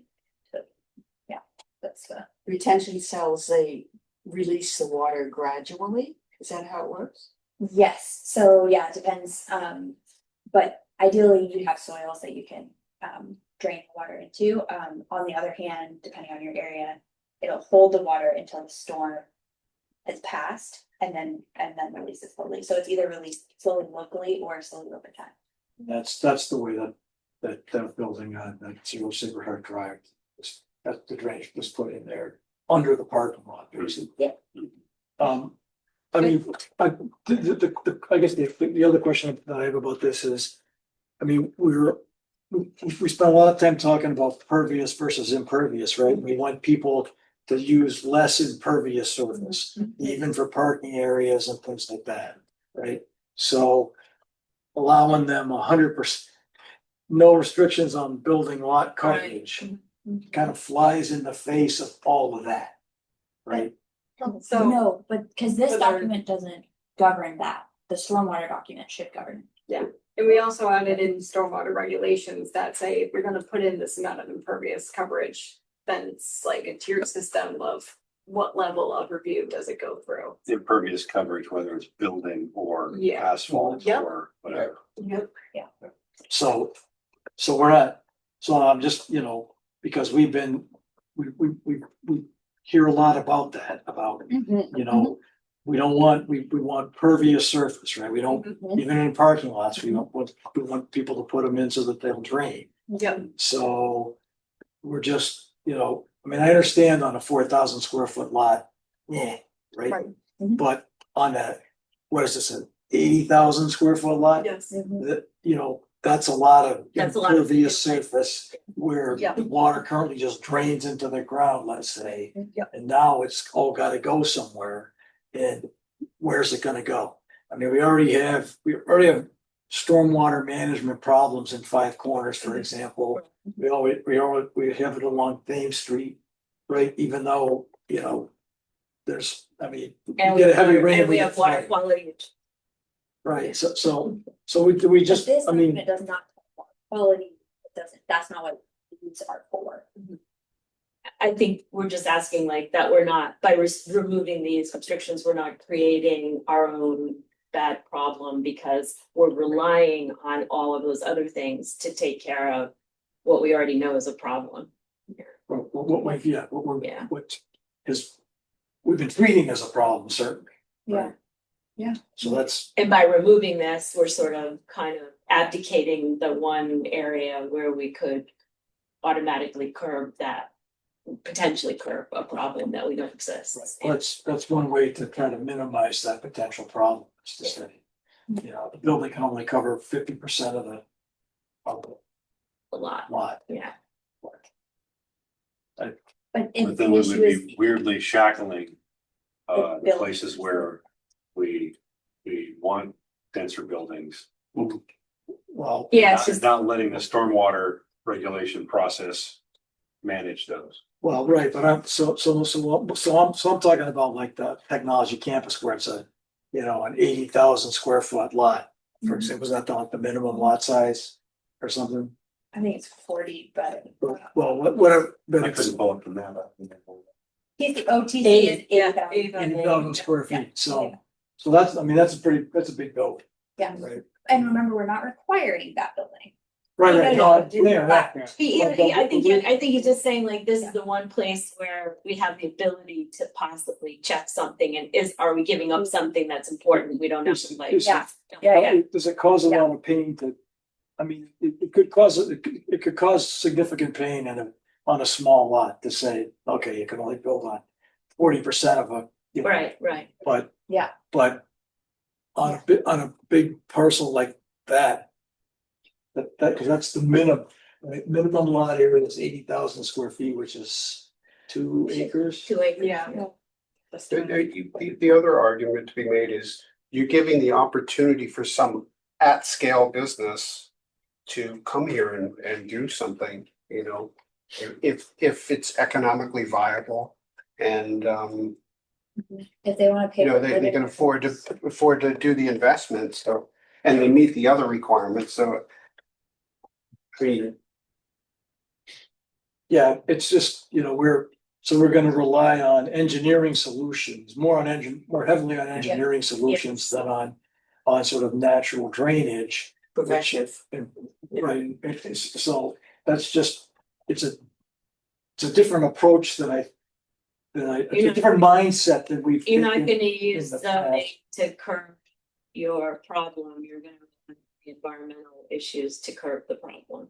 Well. it's not necessarily a problem, you know, it's a large commercially viable thing isn't a problem if it doesn't create externalities, right? Yeah, I'm just saying, but you don't know, like, you're, in some of these zones where we're taking it out, you don't know. You'd have to pick and choose sort of like what the building would look like, yeah. I mean, you know, if people are satisfied that there are other constraints that, you know, that would limit the damage here. Potential damage. Including the market and the insurance and the costs and things like that, I think those are really viable constraints for any developer coming in to do something. They've got a lot of hurdles. to get Well, to. So insurance doesn't get. that's the only reason I skew a little. Insurance doesn't cover. No, but I mean, the viability of the project, whatever the project would be that someone's putting in here, the constraints are economic and otherwise that are there. Like I said, as long as the environmental stuff is taken care of by other regulations, I'm more comfortable being aggressive in that because our objective is to promote and give opportunities for ideas to come into the community. That's my thinking on it, but I do understand the way it looks on the table. But that's kind of a good, that's a, you know, an advertisement for, you know, come. I mean, you'd have to drive around these areas and look at the land and say like, well, if I was covering all this, you know, well, I would have. Yeah. Yeah, there's not a lot of, There isn't that much space, but. yeah, From the economic perspective and the development perspective, because I did a lot of stormwater working in South Carolina in the coastal zone. And the most effective stormwater mitigation strategy is a natural pond. Yeah. And so you have to have space for that at least on lots. And so where we were trying to like maximize the economic potential of lots, most of the time the developer would still go with a more natural approach to stormwater because it was cheaper. It was only in the super economically busy and where there was that opportunity to use the land up to the max, where we did either a living roof or those retention cells. So The retention ponds are really big here. yeah, right. So, but I'm saying that in order to get that 80,000 square foot building, you would have to have at least a living roof and a bunch of retention ponds underneath, which is really expensive. And so that becomes prohibitive to the market. Unless we have a lot that's sitting in Groton City that is just so productive that some developer feels like they are gonna put in that investment for that stormwater. So I think that protects us from the runoff issues. If our stormwater guidelines, you know, are, if we, yeah, which I think if we have questions about our stormwater guidelines, we should definitely review them. So the only really big piece of property in the IT zone, right, that's vacant, it's a lot of the Pfizer property on the riverside. Where they knock the buildings down. Yeah. Oh, That's actually in the TC. Yeah, That big that's- section that's that's mostly TC. grass now, it's TC. so, TC. well, is there's mostly the, Pfizer There's one- parking lot. there's some on There's one on both sides. Right. But anyway, those are, I mean, that's where in those type of zones, those are the two big open pieces of property, really. And then one that's mostly wetland. Mhm. Way up north. I have a very basic question, historical, I would assume. How did we come up with industrial technology zone and technology campus zone when they sound so very similar? Yeah. You know, I was wondering that too. But I was just curious, I don't know how long that's I- been around, but yeah. Well, so I think I was on the commission when that came about. My understanding was always like IT, electric boat, technology campus, Pfizer. That's, I think that's, Most of the Pfizer is in the IT. okay, yeah. Right, it's the oddball sections that, like I said, mostly it's parking lot or grass now. It used to be building, but grass now. So I think it's something that, like, it was like added on or something over the years. Made it different. It was interesting. I mean, it used to be, yeah, it came about. You know, and I, like I said, I can't remember that. It was a while ago. Barbara Goodrich might have still been the city planner then. You know, That's right, I was just curious. yeah, no, The answer. but I'm just, you know, Cause it's, I can't- when I was reading it was, yeah, it was too, Yeah. well, no, it's too long ago for me to recall the rationale. That's all, that's my opinion.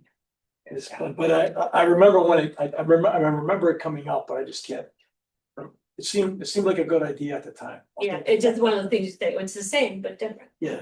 But you're right, everywhere there's TC and abuts IT, like, Well, and it has technology, they both have technology in the name. Well, there was, I mean, some of it had to do with the fact that I think that at the time, a lot of the Pfizer property was transitioning from industrial, like on Where they the were doing plant side, manufacturing. manufacturing to more to R&D, Mhm. which was technology, right? That was, I think that had this, but there was the IT zone was to, you know, say, okay, so Pfizer still does some manufacturing on that site.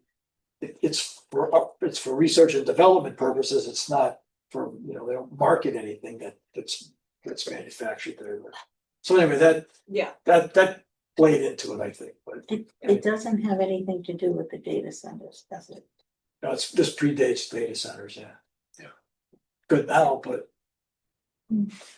Yeah, so I will clarify with the city attorney if this somehow is a commercial zone. To me, it's a light industrial zone, but I'm not an attorney, so I would clarify that. And then it was also flagged the other use similar to permitted use or uses. yeah, Forever. I think if it goes and we take it out and when we take it out the other. Makes sense to me. Let's see.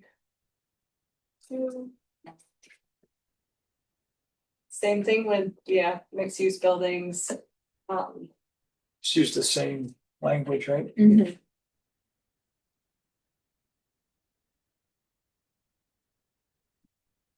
So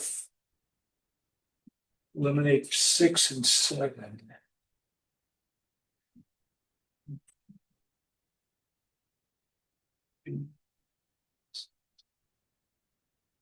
Yeah, okay, yeah. So yeah, we decided to leave this in a different form, right? Yeah, With with different wording. Put a note, see. yeah, this was size special permit approval, so. Yeah. Sure.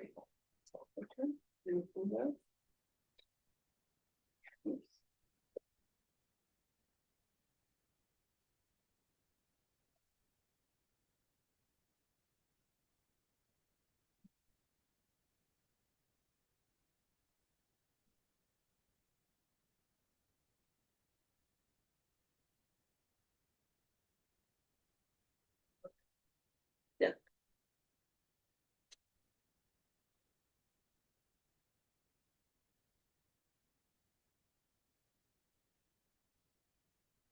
Anybody else have any more comments on technology campus stuff?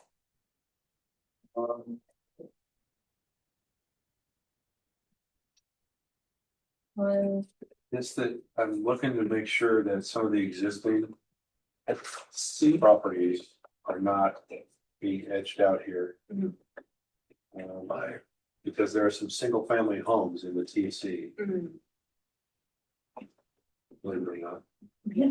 We can add that like be permitted by special permit approval. it's easy.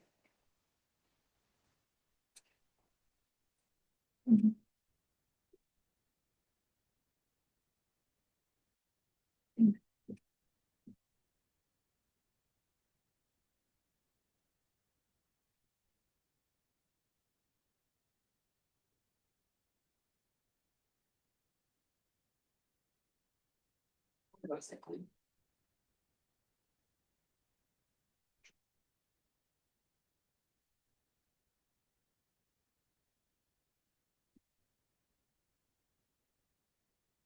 What are you gonna do here? We can add single family home, but Oh. yeah. As a special permit use? yeah, or 7 rules really for you guys. Are you in 4-6 now?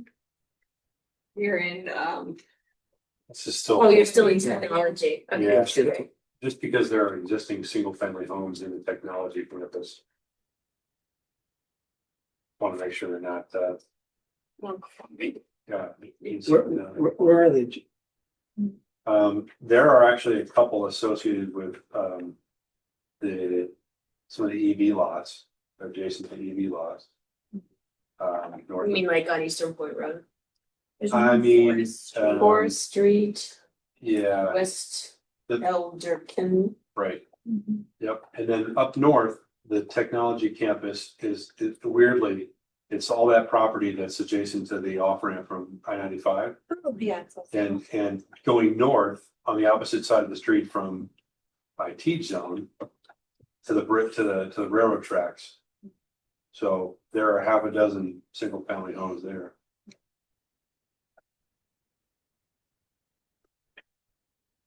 Is it just single family homes or is there like 2 family homes? Not those or. We have to go comfy, say residential taxes. Yeah, it's got to count the bars. Oh, yeah. You, Residential. That's up to you guys, where you wanna do it by special permit or by site plan.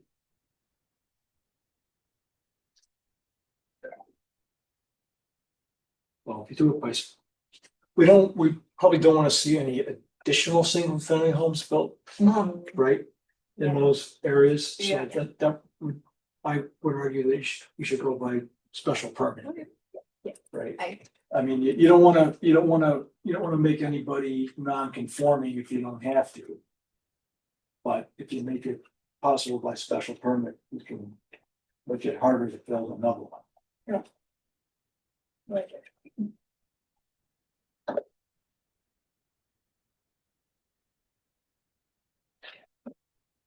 I got 4.6C, I got a question. 4.6C, we've got multifamily and mixed use. Are.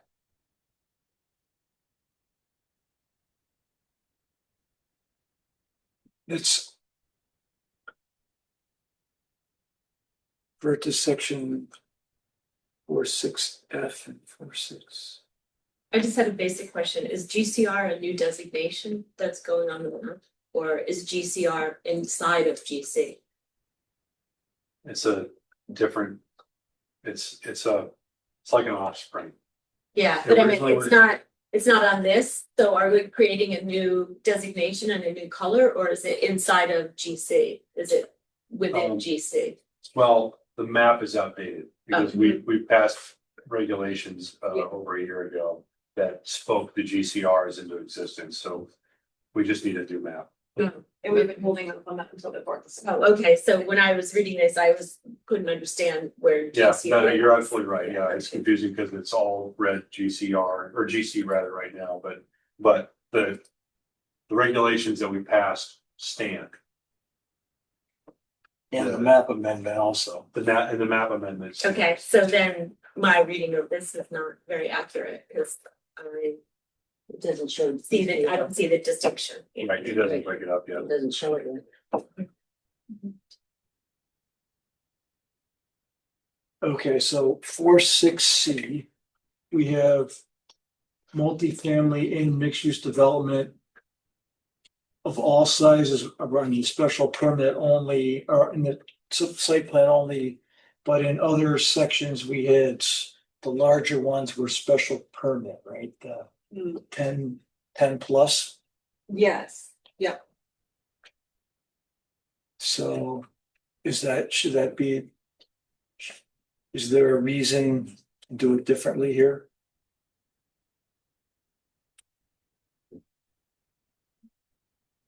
What number are you on? 4, 6, C, Yeah. 15. 15, okay. 15, yeah, sorry. Oh, yeah. 15. I think what it was because I was going up these permitted use tables right here. Yeah. And it's, everything is by site plan approval, so that's why it was Okay, by all yeah. by site plan approval. Got it, yep, so Yeah, well, that's, Because we wanted mixed use multifamily in this zone. To be easy to do. But then you have to get a special permit if you, for the height, there's a building size there. right, you have to get special permit to go over 4 stories, right? yeah. And then I don't know if you guys are aware, legislation changed, so all across the board it's no longer marijuana, it's all cannabis, so. Yeah, I changed it. So it's just consistent. And then, That's the corporate word for marijuana. yes.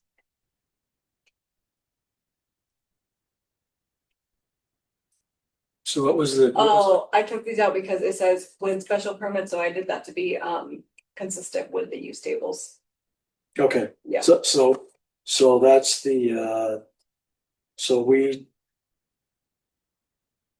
yeah, so the fact that we didn't break it up, we didn't add the special permit requirement for the 10 plus is because that's what the use table said, right? Yep. So just to make this consistent with the use table. Yeah. Okay. I mean, and we wanted, because this is we're in the 4, 6, C is GCR. GCR, yeah, so we wanted to make them doable there. Yeah. Yep, okay, yeah. Yep. We wanted to, we wanted to make them be able to go in without a special What permit. does the P mean in those tables? I do not know. The permitted, so it means that it can be signed off by the zoning official. It wouldn't have to go through the commission at all. So what does that stand for? Permitted. That she can sign off on it. Yeah. Or It doesn't have to go to the commission. We could spell out the, because everything else is spelled out. Yeah. have we zoomed past table 461? Can I have some questions on that? Or are we just looking ahead to refer to it? They're just referring. Just referring to Yeah, it? to match because we're looking at principal uses and there's the use table. Yeah, so you just be applying for a zoning permit with us. Okay, so so that's.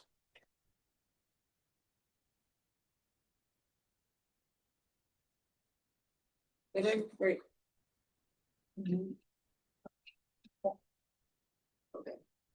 So there's a lot of P's in there. Um, Yeah, this. Thank you. and then with row houses, I would assume that those are a form of middle housing, so I just said site plan. Fix that. Same with duplex residential, that's type of middle housing, so site plan. Hold on. Yeah. Why are we overriding the X's? Because we have to permit it now in commercial mixed use zones. For the housing bill. Yeah. Yeah, in any commercial zone, you have to allow housing, right? Isn't that Yeah, by, Mixed use, yeah. yeah, you have to, middle housing, yeah. yeah. You have to That's allow, the state law. yeah, that's the state law now. Yeah, but we don't intend to allow a duplex to go in the GCR 75 zone where you could put a hell of a lot more housing.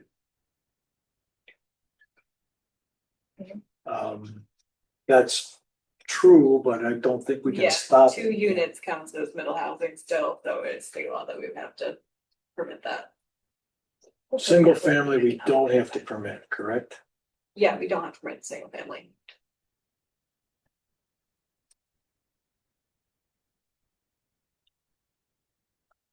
I guess then we let the market drive that, right?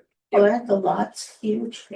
Yes. So to build a two-family, you'd have to But, buy a huge lot. but we could, but people could do it, and I think our idea had been, we didn't want that to happen. We wanted to see those bigger parcels be used more densely Yeah. than to put 2 dwelling units on an I on an acre lot. I That's. mean, just thinking it out loud, I don't. Yeah, no, That's that's, something we have to. but that's what we did about. But now where the state has, I mean, they're trying to make it easier to build middle housing and, Oh, yeah, you know what I mean? But no objection, but I think considering the locations, considering the size of those lots. No developer is gonna build only duplex there. you. I think organically it'll take care of Yeah, itself. I think that's probably right, yeah. We were trying to put as many hurdles on the way as possible. Yeah, I'll go through all the P's and. Yeah, well, or it's either that or just put a note that say P equals, Yeah, you know. she might already have something like that versus P equals permitted, but I'm not sure. maybe. That's the mysterious note too, maybe. Yeah. Note 2. Mary, you had a question about table 461? I do. I think it's, yeah. At 461, minimum height is expressed as 35 feet, and that makes me instantly wonder about the very many single-story businesses along Bridge Street. There are many single-story businesses on Bridge Street around in that general area of Norm's Diner, both sides of the street. Near the foot of Monument Street, there's the, you know them all. Meineke and the Two Sisters and the whatever, the little restaurant, the blah, blah, blah. Anyway, there's many single-story businesses on Bridge Street. So that raises a question in my mind instantly, what it's gonna do to them. For that's minimum height. Yeah, my first thought is that we would not want to mess too much with this existing section. Yeah. Because there's legal contention about the very details that we're talking about. Right. But I can tell you the rationale. Came after many long discussions with Leslie Crean about placemaking and the design, the goal of regulation to drive a certain type of construction. And so, yes, you would have some single-story buildings that would be existing non-conforming. If they were to be replaced, the idea would be that they would be minimum 2 stories, so that you would create this, you've got setback, you've got, certain height, it creates a visual sort of event and all the things that come along with that. So that was the rationale. It wouldn't mean that existing single-story places would have to be torn down and doubled in height, but it would mean that their replacement would have to conform. So they would be instantly, when this is settled Mhm. and in place after the suit. Would Well, they they be, are in place legally right now, but there is a suit out there. but does that mean they're existing non-conforming uses? They would become non-conforming. That's why I said when it's all in place. They are in place, they are existing non-conforming, So we try to avoid that though, don't we? generally speaking. Yeah, we're careful about it. All right, so that's just the way it is. But, well, I mean, the idea was, part of the idea was, we didn't want to see all that land turned into strip plazas either. Yeah. Right, especially the parts that are, Closer to the water. well, closer to the water and don't already have buildings on them. Then, right. And there are renovation opportunities there too. So trying to push those into there. And the other question I simply don't understand it, is if there's a minimum lot area of 4,000 square feet, which is like under 1/10 of an acre, And then the maximum density is 24 units per acre. Oh, that's the maximum density. Minimum lot size, so. Minimum lot, maximum density. Yeah. I was trying to figure out how you get. It's kind of like maximum building coverage versus all the other things that apply. We did this math exercise when we first went through these things, you know, we said 48 units per acre. That's still dependent on all the things that the building official has to require for the size of a unit. How many could you pack into a building that also has the setbacks, has the lot coverage, has all those things applied to it, you know, and then the height. You know, could you get 48 units in that particular acre? I don't know. Okay, all right, I just didn't see how the math was gonna work out. Yeah, in a lot of cases, it wouldn't necessarily. The objective is to Yeah. have higher and greater density of commerce and residential. To create the regulatory opportunity for a development that isn't restricted in that way. Yeah, to allow a development to expand to fill Right. as long as it meets all the other requirements, which would potentially net greater housing density. All right. Yeah, that was my question. And encourage the long hoped for revitalization of Thames Street. Which is, I'm thinking about Bridge Street as yeah, well. well, Bridge and Thames, but I mean, Bridge and Thames. that's the underlying, Right, part of the underlying picture. right. Does anybody have more comments, second? So just again, how is anyone reviewing this if they don't have the correct map? How's what? How is anybody reviewing this section if they don't have the correct map? We spent years with it. They know the Yeah. history. Okay, Yeah. but I mean, when you're looking at, There is a map available, it's just not public right now. yeah, but you gave me this map. Yeah. Yeah. I can give you the, Okay. because it's not in that zoning map as a whole, it's basically the, what was presented at the meeting I can give you. Do you know this history? No, Number How 5. long do you have? It's Oh. It's a long that, it's story. that. I'll tell you, yeah. The GC, was broken up into. Mhm. Okay, so it is within the red, okay, Yeah. it's not a new section that is taking away from some other section, No, that's exactly right. We took that red GC zone and we broke it up. broke it up. Yeah. And the zone labels are basically like related to the maximum heights. Mhm. And so we looked at topography and all those things, and we said, okay, 46F. we didn't want to just apply, you know, the maximum height everywhere, because then you'd have maximum height Yeah. next to a neighboring zone Right. that had this height. Yeah, but I'm So we assuming stepped it's it. closer to the off ramp, it's higher, and then it goes down as you get. Exactly. That's exactly right. Yep, it even matters what side of the road you're on. That's exactly right. Oh. Was that? I don't know what that word was. Set exact. Okay.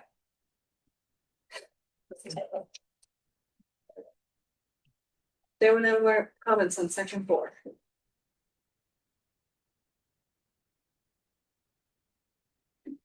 Going once, going twice, moving on. Should be the bus. Section 5 is easy, right? Yes, we only have one change that is needed for section 5.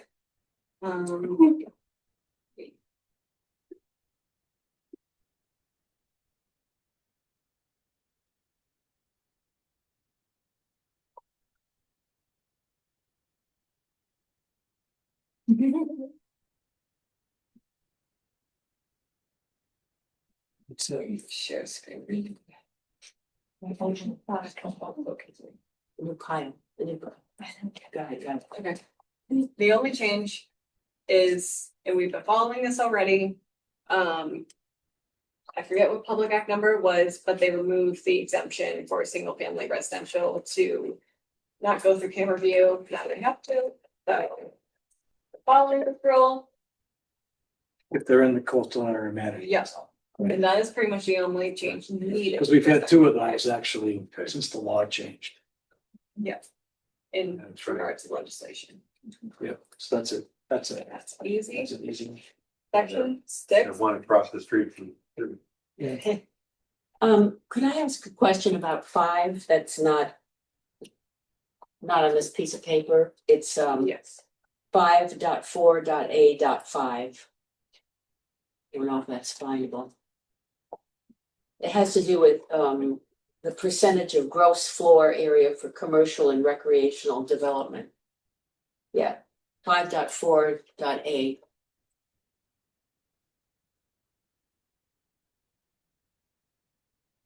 Yeah, 4. Little.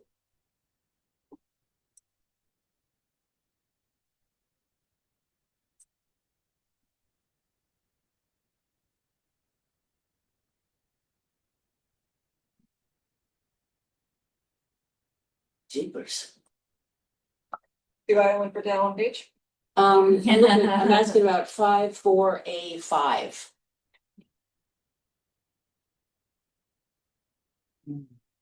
Oh, hang on. It's called specific requirements for MUDDS. Oh, 5.4, that's the mud. Yeah.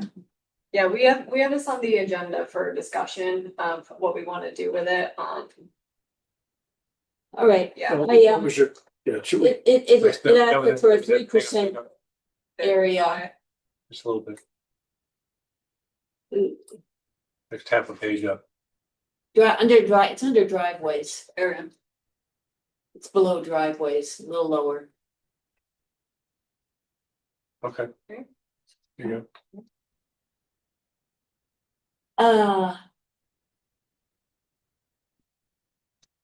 It says, for any phase of mud containing dwelling units. I think it's a little bit below that. Design, phasing at the bottom of the screen. For any phase, I wonder what a phase is. For any phase of mud containing dwelling units, it's the second paragraph. Such phase shall, can't see it, also include not less than 3% gross floor area. Of buildings within that phase of the mud as commercial or recreational development, Yeah, which calculation shall be made on a Yeah. cumulative basis. okay, so, isn't the entire ground floor of these buildings supposed to be commercial floor, commercial? The entire ground floor, I thought? The first floor is supposed to be entirely commercial, I thought. So I wondered how 3% could square with that. I don't know what is meant by phase. Is a phase a building? Is a phase a single building? And if it's the whole ground floor is supposed to be commercial, how does that square with 3%? So I think the, I'm just trying to understand it. yeah, so as I recall, the way the mud was, where these regulations are written is that the project could be built in phases. Okay. Right, that there would be a master plan, and then the project could end up being built in phases. And so that's where the phase part came from. Yeah, But I think, and this, we're jumping ahead in the agenda, but I think there's pretty general agreement that this section needs to be fixed, okay, rewritten. Yeah. And- all right. and Well, if there's gonna be more discussion. Yeah. Yeah. The so- 3% threw me when I thought that, well, the entire ground floor, first floor is supposed to be commercial, so. Good question. I think what you're doing is you're conflating mixed use building with the mixed use development district. District. Okay, 3% of the mud. district. The Yeah. mud is a district, and that's what we need to take a The look zone. at. And it's a zone yeah, that doesn't have a permanent spot on the map. So that's what we're, that's a distinction, because you'll have mixed use development within all the zones. It's the same as the transit housing. all right, so, well, if it's coming up in the future, we can just deal with that later. Yeah, Yeah, it needs a rewrite. all right, so, Everybody who occupies the city planner office says that. Get to it later. Who wrote this? Yeah. Cleared mud. Like, you'll be all in. Alright, All right, so, 6. so another legislative change, this was somewhere along the lines in the most recent years, commissions are now prohibited from like establishing a minimum floor or area for, or a minimum size for, dwelling units. So that is actually illegal for us to have it in there. And it would be just be referred to, the minimum size for the building code. I say let's just take this part out because it's just, yeah. Where is it? Can we go back to number 1 under this? Mhm. So, Yes, that's who, I changed it to 2,000 square feet. Because I know we've been changing pretty much every 4,000 square feet to 2,000 square feet. We could also take that part out too. so these multifamily standards, do they apply to the all zones or including the GCR or just to the multifamily zone? For, the These- density, These multifamily, yeah, This like 6.1. whatever's in this section, right, does it apply to every zoning district in the city or like that's allowed to have multifamily Yeah. housing built? yes, Yes, okay, so that. Yeah. So what's I in We the probably should remove that I then. would just take. No, No, I'm talking about. Yeah, that has to be completely removed because we're not to dictate that anymore. yeah, for fire race. I'm not sure I understand the 160 feet in horizontal dimension. Wait, have we removed? Oh, Alex speed. Yeah, I would take out understand one, that. One thing. I would take out number 1 entirely. Yeah, just remove. Looks like you're taking out number 3 entirely. Yeah. I don't see any good reason for number 2 Yeah. entirely. Okay. Fine. Okay, what was number 2? Size of the building shouldn't or cannot exceed 160 feet any horizontal direction. That was, well, I mean, the idea there was that there wouldn't be any to make so you wouldn't have like one really long building that Right, wasn't separated and, at least with there would be some variation in the front of it so that it, didn't have all these big square boxes. That was the idea, but that was more of a, right, that was more of a design, really, sort of a design thing to keep, and I think some of this, well, anyway, but I think that's what was behind that was to prevent like just a bunch of big square boxes being planted, so that was why it was like 160 feet isn't, a fairly sizable building, right, for, for a multifamily building, that's why that was put in. So do we really want to take it out, I guess is the question. That seemed kind of arbitrary, like, yeah, 150 feet, 170 feet. Well, Do we have without it- requirements for frontages and making them interesting, varied? Or, That's hard to do. Yeah, yeah, like the village character. beautification of like sideways, that's pretty much like, within the public works purview Mhm. of like in all the right of ways and everything, but, yeah. Right, but I guess I'm thinking. Well, I can give you an example of a recent building, in the town, they built those apartment buildings. Buildings are at least 160 feet long and the frontage is broken up by the shape of the building having a very, variation. Nobody's building 1950s military barracks. But I mean, I can understand where you're concerned about, style. That was, but nothing stops them from actually doing that. They could, Yeah. and that was why that line was put in there. And I'm not convinced we ought to take it out, but I just don't know what 160 feet. I'm not sure where the 160-foot number, You know what I mean? Like, I don't know where the 160-foot number came from, but I know what that was the rationale behind it. And then, this one was just a recommendation from CCOG, to maybe take this out. Minimum 400 square feet of usable open space provided per dwelling unit. Just take it out altogether or? Yeah, just take it all out together. Cause it would kind of create like. A little bit of description, but Well, yeah, yeah, but the idea was that, you know, you wanted to have. Well, a yard or something. Place for kids to some go. place for kids Yeah. to go, you Yeah, know, yeah. I mean, that so- was but From a housing perspective, though, we have parks set aside for that kind of thing, so. Well, right, not so much in the city of Groton.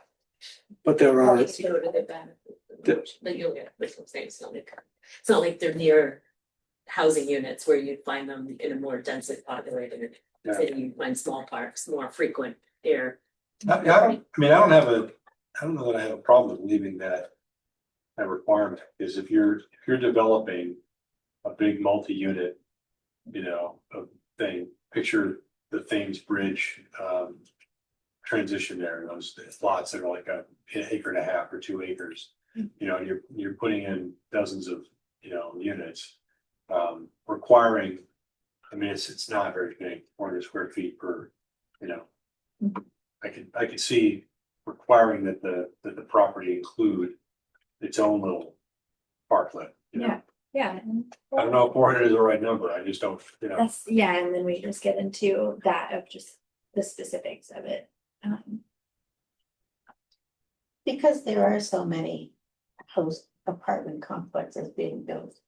You are finding them putting in, you know, like places for dogs, places for kids. Place where they can have gatherings and fire pits and stuff. Yeah, it Because- depends on the price point of the development. Sure. Well, especially where there's so many, you're trying, you know, you've gotta attract them through the amenities, otherwise every apartment is like every other apartment. Yeah. so I mean, so this was the idea here was that there would be some recreational space for. Yeah. For residents of, I guess denser developments. Whether 400 square feet is the right number, I have no idea. And it may in fact be too big, but there's ways to waive it if you're within a certain distance from a park or a playground. You know, that you can, you know, but like the development that the Colonel Ledyard School was gonna use for part of its open space was it's walkable to Washington Park. So there's a path, right? So that, you know, that reduced the amount of open space they needed, but I don't know if that's what makes sense from a professional perspective to have a co-lead. What's that? I would say just. You can keep it. It's, yeah, I mean, it's there. It was just a recommendation, so it's really, yeah. What is it? I mean, but was their comment was they didn't think it was really doable. Yeah, it just wouldn't be achievable that if we wanna keep putting in more housing, but. Yeah, it's, Well, it depends on many units. I mean, if it's like 10 units, it's probably achievable. If it's 100 units, Right. it's not really achievable. If Right. it's like an acre. And so maybe the idea that we want is that recreational facilities need to be provided. But putting a specific square footage on it might be outside our purview, like we don't, you know. cause, yeah, But still, I think, but the intent is, are we gonna say that any open space has to be provided? When you have that, you know, a large. yeah, and when developers do Multifamily. come in, part of the amenities and You could put making it it for, sellable would be. Their choice if they wanna have open space and people's choice to live there, pay more open So space, that kids aren't Right. playing in the parking lot. right? At the same time, if the goal is to allow housing of all types, of all housing, of all affordability levels. Would you do it above a certain number of dwelling units, like, Maybe, or just allow the really nice apartment complexes that go in and have all the amenities to be created, and then if you have a small apartment complex that's more affordable, doesn't have its own amenities. but that would usually be maybe less units too, that's what I'm saying. Yeah, At a certain, also, I mean, at any level, at any price point above a certain number of units, you got a congregation now of children that have to go somewhere. And if the park is far enough away, it's not accessible, yeah. Yeah, I mean, but that's assuming like that children are moving into these apartments. Yeah, I A don't know, lot of I'm just the new speculating. Right, and Yeah. and that's where I think we're speculating a lot, and this requirement might actually have a huge economic burden on those apartment complexes. Yeah. And we have talked about the new housing needs, right, are a lot of smaller housing sizes, like not even as many kids, sometimes it's a lot of singles around the in the military base, it can be single sailors, or maybe, little couples. So Well, the base provides housing. yeah, but they're not all living on base. No, but I mean, the vast, when you talk about single people, the base is probably housing. Yeah, some of them, yeah. I mean, the data shows that it's, this comes up about schools all the time, right? And 1 and 2 bedroom apartments are not what puts kids in school. It's 3 and 4 bedroom houses. Yeah. That's it, but, so so you do, it's not like there's, I'm not to say there won't be any children in an apartment Right. complex. Absolutely. Or they're, but it's not a big. I guess that's the most common tenants don't have like large families. Right. In 1 and 2 bedroom apartments, that's, Yeah. but there are kids, but there's not a ton of them. Yeah. So 400 square feet per Unit. unit is probably a lot. It's probably. Yeah, that adds up quickly when you're Right. like 48 units in an acre. Right. Yeah. Yeah. No, that's what I was saying, Yeah. like mathematically, when you're dealing with a small number, it's doable, but when Right. you get over a certain number, it becomes to be a lot of land on Yeah. the side. Baseball field. Right. I don't think there are any other legal changes other than that. We're in 5 Six. or 6. Yeah. I was at 6.1.7. That was the open space. Let's talk about, we're coming about the definition of open space, right? Yeah, that was because we at the CCAR, we constantly have debates of what open space actually is. Yeah, well, I mean, there's a definition in 5.1. Yeah, Um. 613C. yes. So my question about 613C. There's also this one, where did I have it? Oh, I think it was because of the open space requirements too, for that.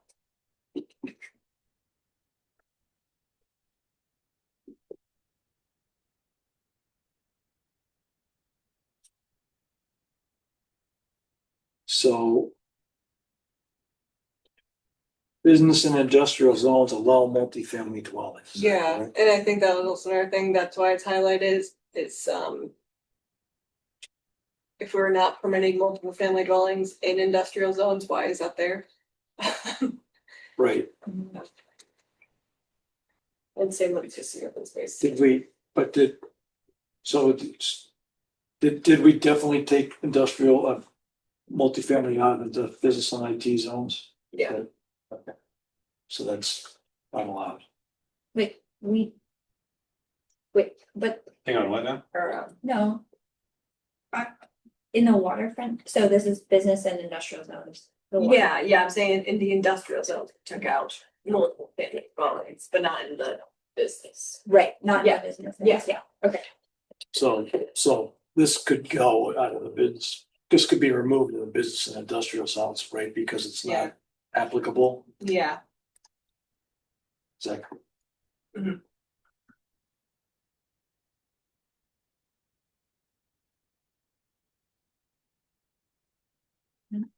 Right, that's all I had in six. me too. Anybody else, anything in six? Well, I'm not sure if we want, how we're gonna talk about 6.5 in the context of the other stuff.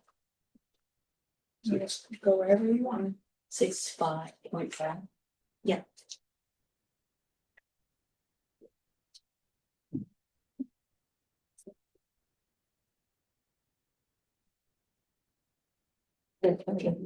Oh, No. Excited.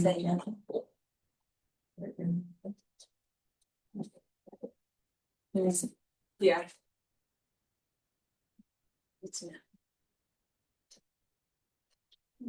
So what's the question on 6.5? Oh, I don't have a question, but I know that, on our discussion, we had the short-term rental stuff, so I know this is meant to, I don't know that it's meant to be distinct or not, because in some Yeah. towns it's distinct and some towns it's not, so that's why I'm just Yeah, asking.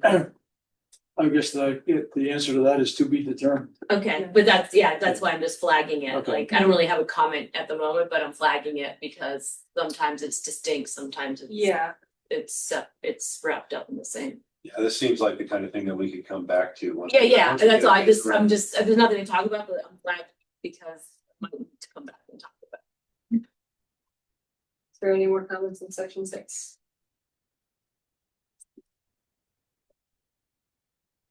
What's going price? All right, Don't know. 8. 8 and 9.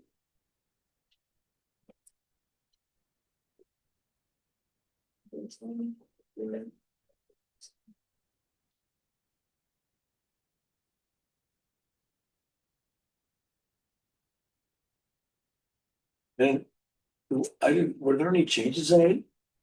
Not in 8, but in 9, there were some changes.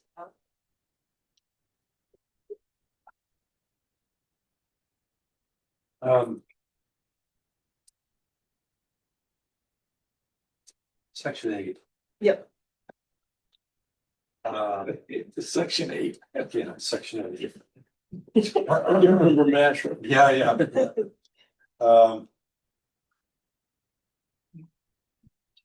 Where does this frontage requirement apply?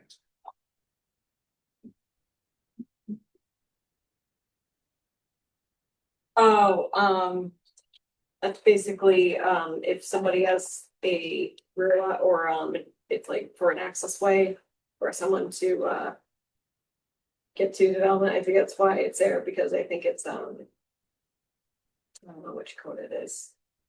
But to have a valid access way for, development is 25 feet. Yeah.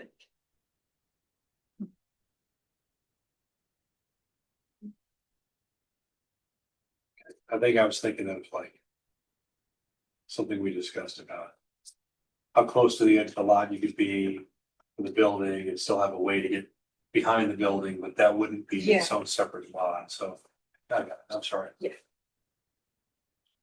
There'll be a lot of discussion about that on that cigarette front of Mm-hmm. So the changes to section 9, I added in a summary review section, just explaining what summary review is and it's. Yeah, it's, I wouldn't really call it a. Like, administrative procedure, it's like. Where we categorize it, it's like kind of like a sub procedure of like. It's whatever is applicable, like the middle housing, whatever is applicable. So it basically says summary review is a review that is able to be approved in accordance. Basically it takes it straight from the horse's mouth of the bill. And then applicability, and so we were advised to write special section for that special session Public Act 25-1, just because that's the official term for it. So I went and fixed that. And then so it's the application review for transit community, middle housing developments, in commercial mixed use zones. must abide by summary review criteria. Commission may designate city planner, zoning official to review applications and modifications that are eligible for summary review. City planner and zoning official may refer a summary review to the commission for review in accordance with zoning regulations. Or the commission cannot conduct a public hearing on applications eligible for summary review. So it's just kind of giving guidelines of for middle housing developments, if they're like, okay, so what summary review requirements look like, they can just go in section 9 and be like, this is what it is, here's our rights for that. So this only applies to To transit community middle. transit community middle housing.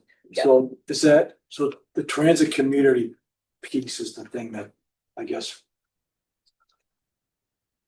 But that's terminology I hadn't seen before. Well, Yeah, so I mean, it's really about, this is really about middle housing, the Mhm. 2 to 9 unit, Mhm.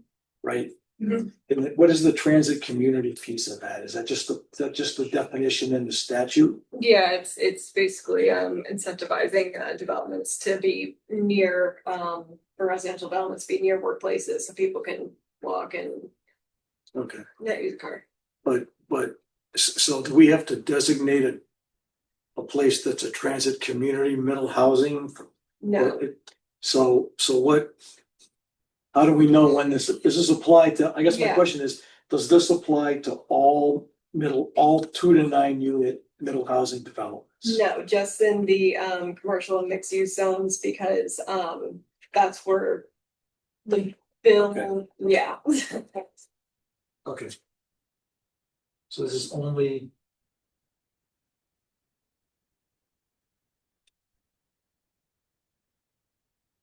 In mixed use zones, okay. I'm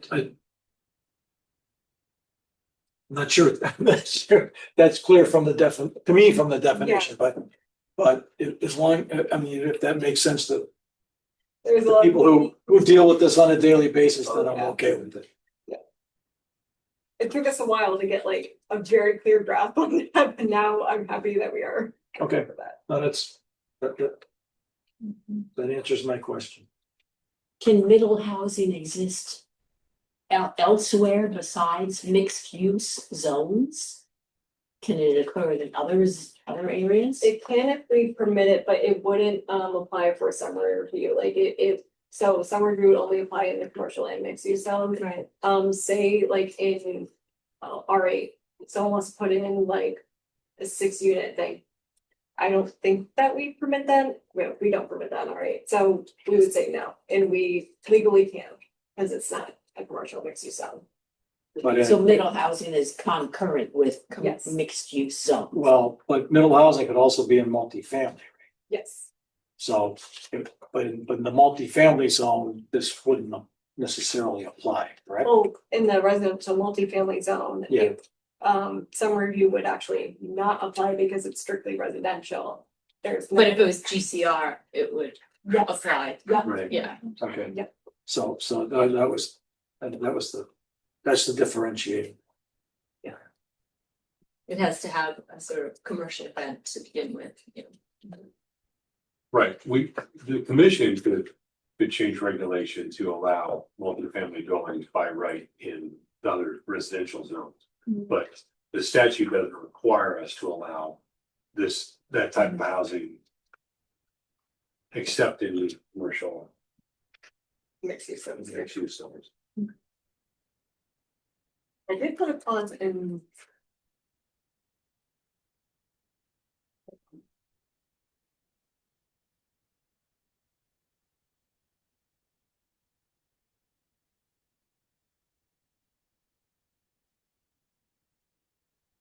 Maybe I just put it on this screen.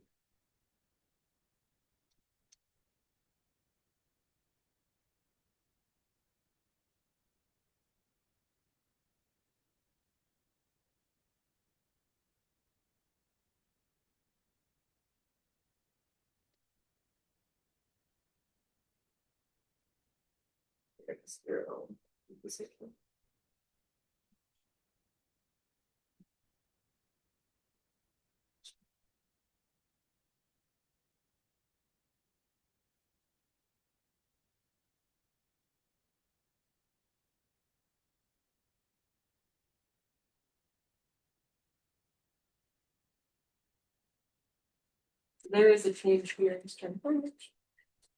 Where are you? Tax amendment applications, 9.6. There it is, okay. So if you turn to 9.6 for number 5, another thing with the bill was that for text and map amendments, it would be changed by a simple majority rather than a super majority.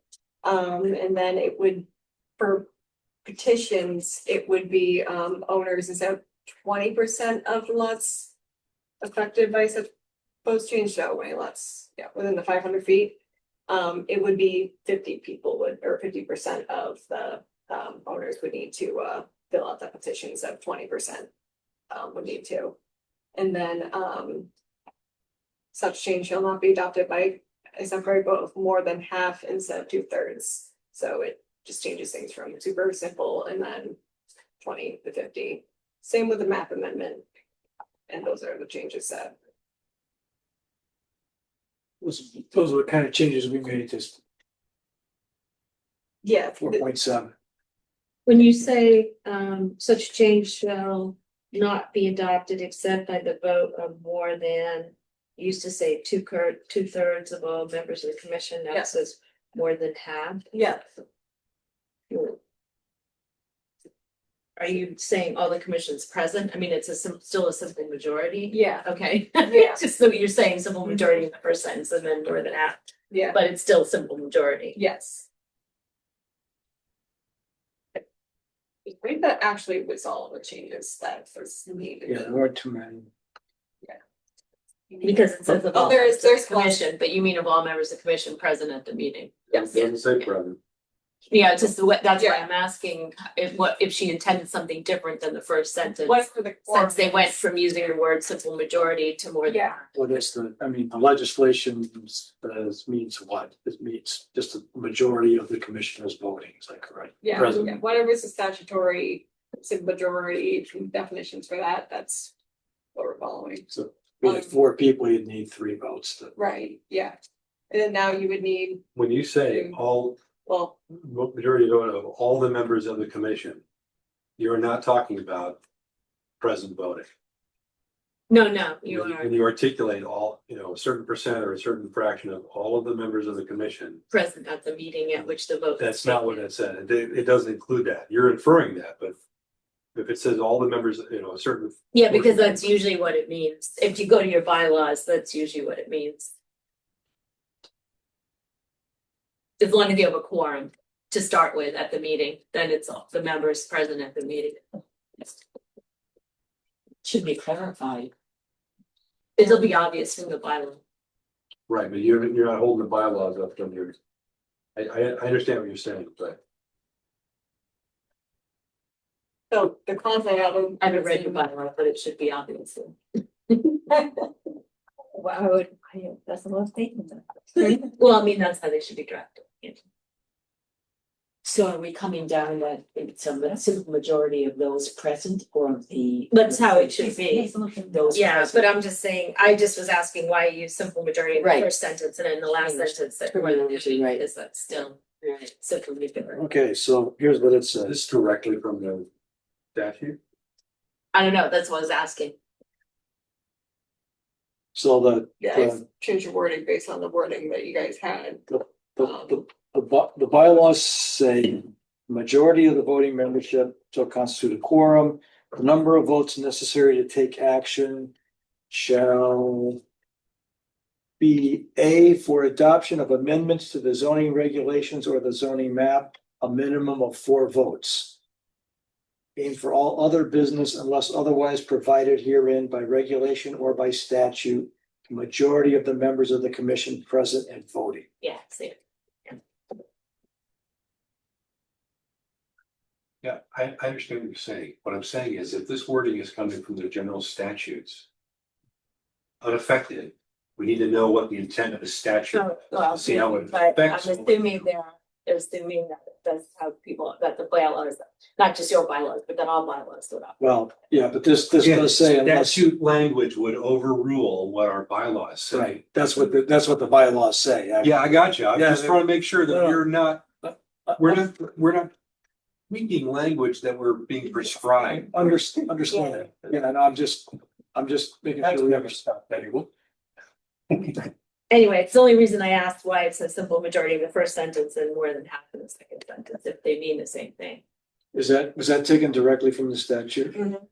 Except that you said you tweaked it, which is why I'm going back to the statute. Well, actually, so we have to follow law anyway. I just put the wording based off the wording that you guys have that would explain what you have in your bylaws. I just tweaked it as that, but I can tweak it to be just a simple majority all across the board.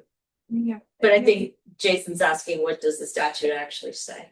I want to make sure that we aren't tweaking it to fit our language, but we're running afoul of the statute. Yes. Yeah, that would be in the housing bill. I can look that up. Or actually, wait, it would be in the Says CGS section 8-3B.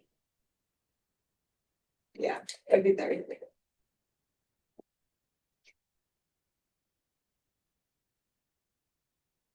So, Doesn't seem to be very specific. Right. yeah, Probably isn't.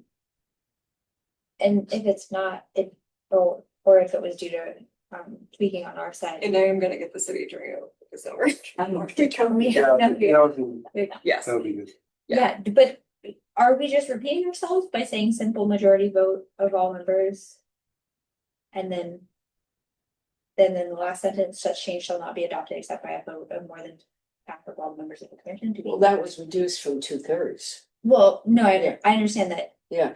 but some of these are kind of wordy, our zoning amendments have been wordy in the past. Is this a case where we could remove maybe the last sentence just so that it's not doubly said? Yeah. Not seeing anything in the statute that talks about what portion of the commission approves anything. Yeah, I'm seeing the notices to region. It show the, Then it's our bylaws that would govern them. It's kind of what I'm thinking. yeah, but this would, I'm not tweaking, like, this is like part of the housing bill. It's, like there's a section and I can pull up the section. Okay, Yeah, it's so this is, so the bill refers loosely to Yes. A3B, but the bill talks about portion of the. yeah, so it changes the portion of what Come the on. petition would be and it changes the portion of who can vote on the, Yeah, we didn't see the bill then, not the Yeah. statute. Okay. Yeah, I think this sentence is a little bit confusing. It's also, I think, all one sentence, which is just the longest, too long, yeah. Yeah. Okay. All the members of the commission will be. Looks like wording that came out of a statute. yeah. I can change it more and have the simple majority. Yeah. That at least. Now, of all the members of the commission, that's where it gets dicey, right? Present, all the members of the commission present, is that really what we want to say? I mean, do we want to add the word present there? Not until we check the, Well, the bylaws say present. Right, yeah, so I mean, you wouldn't need to change it if you, because it would revert. The operative language would come from the bylaws as to how you count the votes, but I was just asking again, because we use more than half and simple majority in the same paragraph. Right, but That's why it stood out to you. Yeah, right. I'm just saying, if we're getting language from the bill. But yeah, what the I mean, bill yeah. says. But my concern about this is that this leaves it open to interpretation about whether it's members of the commission, like all 7 of us. Yeah. Or is it the members of the commission present at the well, meeting? it should default to the bylaws, which is present. I understand, but And it won't. but I be don't the want to only have, place. I don't want to have a lawsuit. about Yeah, but I'm guessing I this agree. is not the only place where a vote is referenced, right? We need to see what the bill says, Yeah, but I'm talking Exactly. about in these zoning regulations, this is probably not the only place where they talk Yeah, about but I think- adopting something, yeah. Doesn't, I I haven't don't, seen it. I don't think there's a lot of it. I don't recall, but. Yeah. But Yeah. because the bylaws generally cover it. Yeah. But I don't wanna end up in court over. Yeah, you only had 4 commission members approve that, Yeah. when the bill clearly Right. requires 5 or whatever. Right, there was something, yeah. Yeah. You only had 3 votes and it really needs 4 to be, you know. So, Mhm. So I added, clause for sequence of hearings in the procedure section, 9.10. Says. Commissioner Ward may conduct any public hearing simultaneously in the order that they deem appropriate, provided the proposed development is not eligible for summary review. Commission cannot conduct a public hearing for proposed developments eligible for summary review. So, sorry, circling back, just closing the loop on that previous topic. Mhm. You're gonna look at the housing bill Mhm. and see what the wording is, and then Mhm. we also might wanna do a circuit find on these. If we have a discrepancy in all the members phrasing. Yeah. Okay. Okay.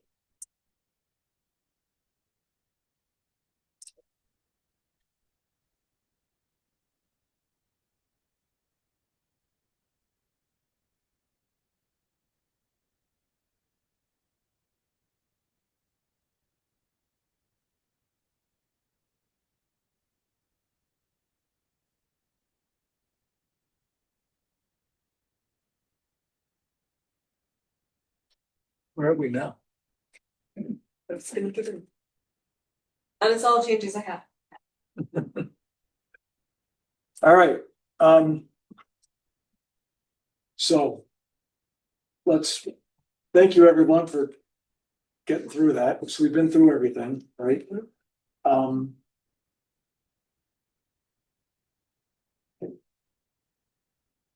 So we'll move on then to the discussion of basically next steps, right? So we've got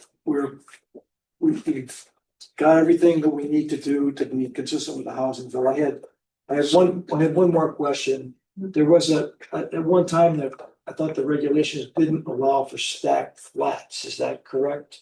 And we fixed that? Yes. Okay, so that was taken care of somewhere in all these changes we made? Yep. Okay, so we took care of that. Yeah.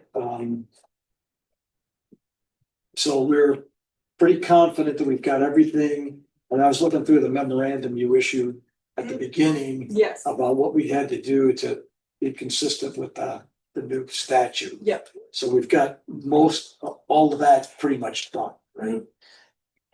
One last look at any outstanding questions in August, and then a public hearing in September. That's. Because because man, I want to schedule a public hearing for August because people are on vacation and stuff like that, so. But by September, school's back in session. Yeah. People are around. Will that take place at one of our regularly scheduled? I meetings? would do it. Okay, schedule, yeah. I would say, I mean, these changes are not controversial, I don't think. Yeah. And we don't really have any discretion about making most of them, Mhm. right?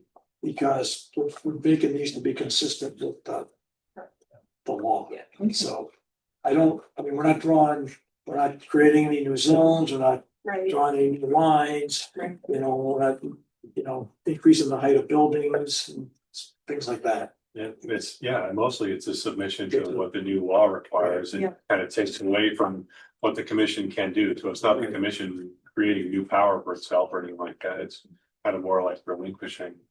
This won't prevent a Facebook post that we're zoning for data centers. So We're prepared on the pitch. Well, that's. Yeah, I mean, a summary of changes, we can be prepared and like we've done before, start the public hearing with a bit of an information session. Yeah, no, we need we need to tell the story and show all the changes and why we did them and all those kind of things, but I think shooting for that in September is probably realistic, right? And then, so that's, and when we can take a vote on in August, I'm moving forward with a public hearing in September. Once we've seen it all and, got all the last questions answered, right? And then, so the next steps, when we move on to the next item on the agenda with the, we still got, the short-term rentals. We've also got the mud regulations. And we also had the WBR update that was drafted that split it up into 3 areas. And whether we want to do that or not, I think is probably a good discussion to have. And if we do want to do it, then we need to dig into it. So I guess my feeling would be, let's go forward with the public hearing, make the changes to meet the state requirement, then go to work on the remaining issues, the mud regulations, the WBR update, short-term rentals, and and the update there is Taylor and I are going to meet with Mayor West on Thursday to kind of discuss strategy about zoning regulations and ordinances and how that should all work. Because a lot of the information that was presented, some of that's zoning, some of that's ordinances, right? That you pull together, so.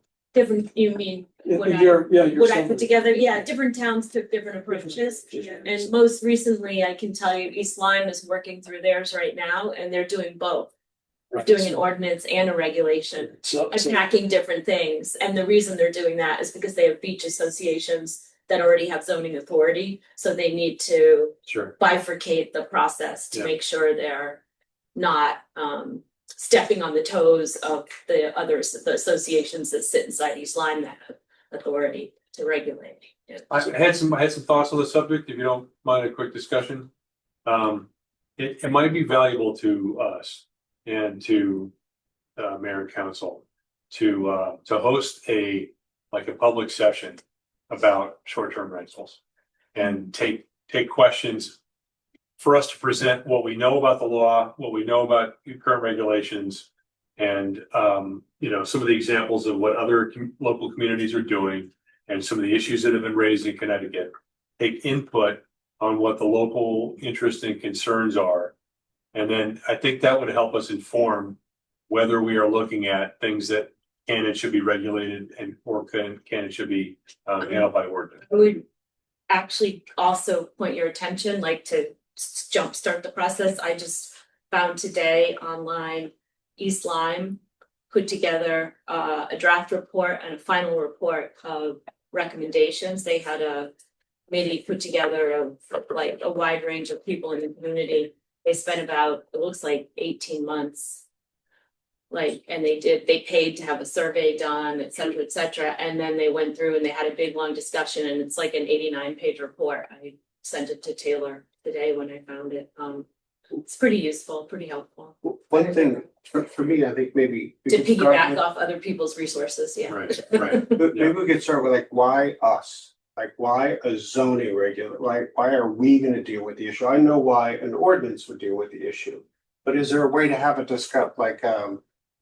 Should we get in it? Should we weigh in on it here In this commission. in this commission? Well, Right? and that's exactly why I think that But just if we get city of Groton input Right. on, what's the concern about short-term rentals? Maybe. Okay. I mean, I if it's- can tell you what people in my neighborhood have come to me about. But hold on. I agree with there's a lot of concerns about short-term rental, and I'm not talking about not addressing it. I think we just need to start why are we gonna talk about it?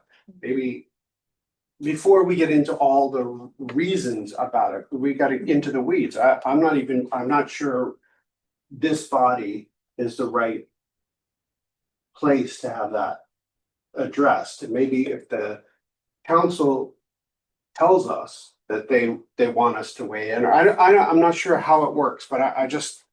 Well, that's where we're gonna, one of the things we want to talk to the mayor about is what's the, But there are, the Council of Governments also has made some recommendations about how to handle this, correct? Yeah, because more and more towns are enacting things. Right, Yeah. and there's also, there are also some court cases that have impact as well, correct? Yeah, which are discussed in this East Lyme report, Right. in great detail, so that's why I was But the recommending. only thing is, it's the forum discussion that I think is really important first to really sort of separate out, because otherwise we're gonna get into very important issues that should be addressed and everything else like that, but if we really, I think it's an important part of it to tease out all the other things and just discuss what, the forum before we then. Right, and that's what we're. Having the that's- debate that's- here and. That's, That's what I'm proposing. Yeah. That's what I'm saying. The question is, are they mutually exclusive at this stage?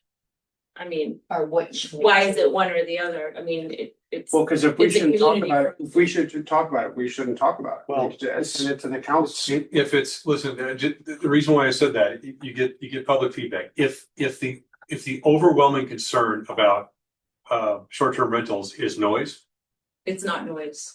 I'm just saying, Yeah. if that's the concern, then it's not a regulation issue, it's a noise ordinance. Yeah, it's not. You know what I'm saying? Yeah. So that's what you learn when you ask the public what their real Yeah. concerns are. So I can tell you what people have said to me in my community and like why it's raising concerns is you have absentee landlords who don't police the property and don't see what's going on. So for example, you have a 3-bedroom house advertised for 12 people, but you could have 15 or 21 people in there. I don't hear anything in that applies to the Planning and Zoning Commission. That's what I mean right there. I I don't agree know, with you. it doesn't, room occupancy, I don't know, I mean, we talked about it here. Yeah, but that's the kind of thing that Yeah. we need to know what our position is and where our boundaries are. But if it, for the things that, like you said, there might be a multi-pronged approach. If some things. Well, I think there could be, that's why I'm saying it's not mutually exclusive, I think we need to like, you're not wrong, we have to understand. But I wouldn't wanna immediately say it's not an issue for zoning, it's maybe an issue for council and zoning, I don't know. Yeah. Right, we just need to know those. Yeah, How do we get to the bottom of that forum question?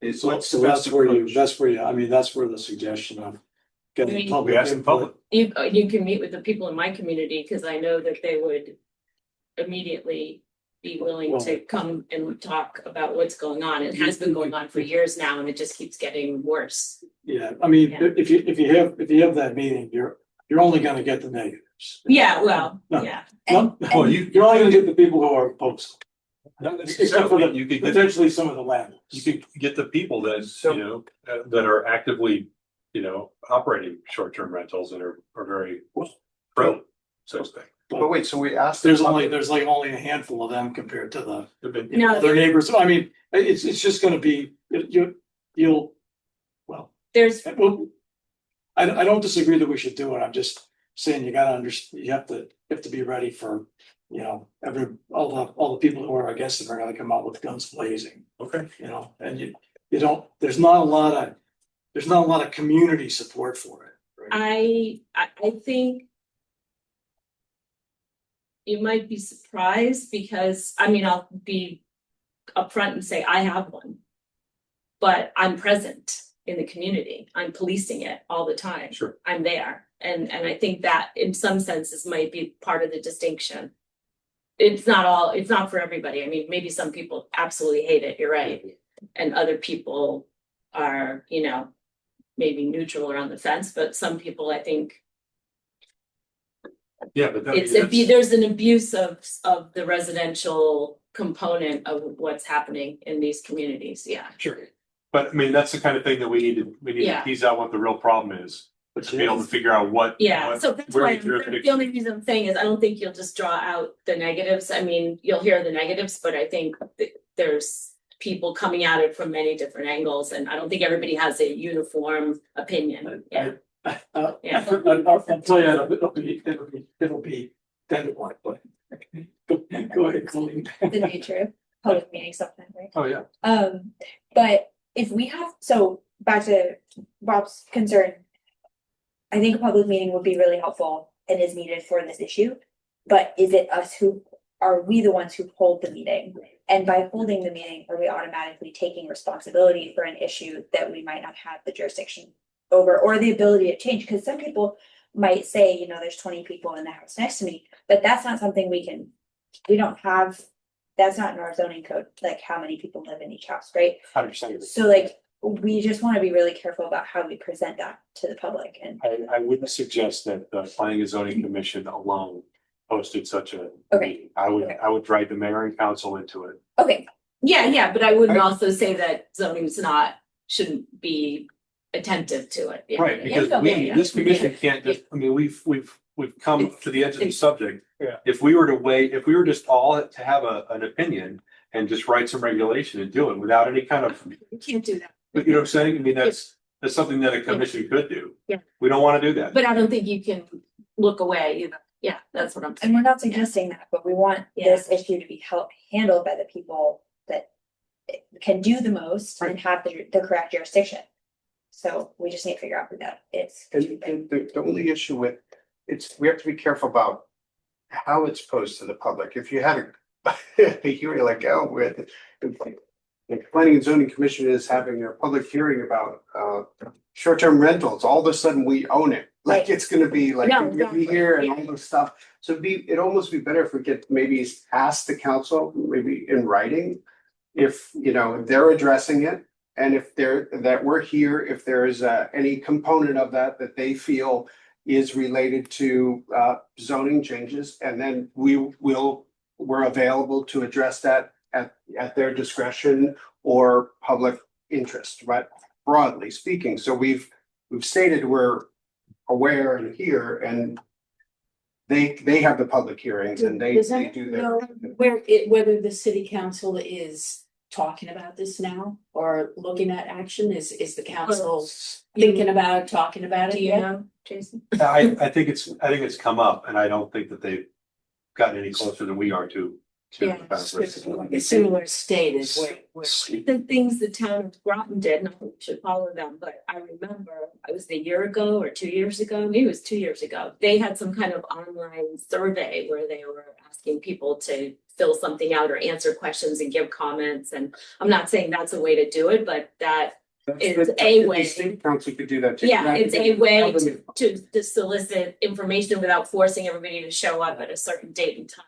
You wanna get together the information and then figure out who owns what pieces of this. Yeah, and we can also ask East Lyme what they did, because they had, like I said, they had a special committee. It was a broad group of people were on it. It seemed like, you know, like Paul Formica, and like I recognized a few of the names. And they obviously had used some third party to do a survey because they kept referring to it. So you know, they it looks like they did quite a bit of homework just from the report that I read. Yeah.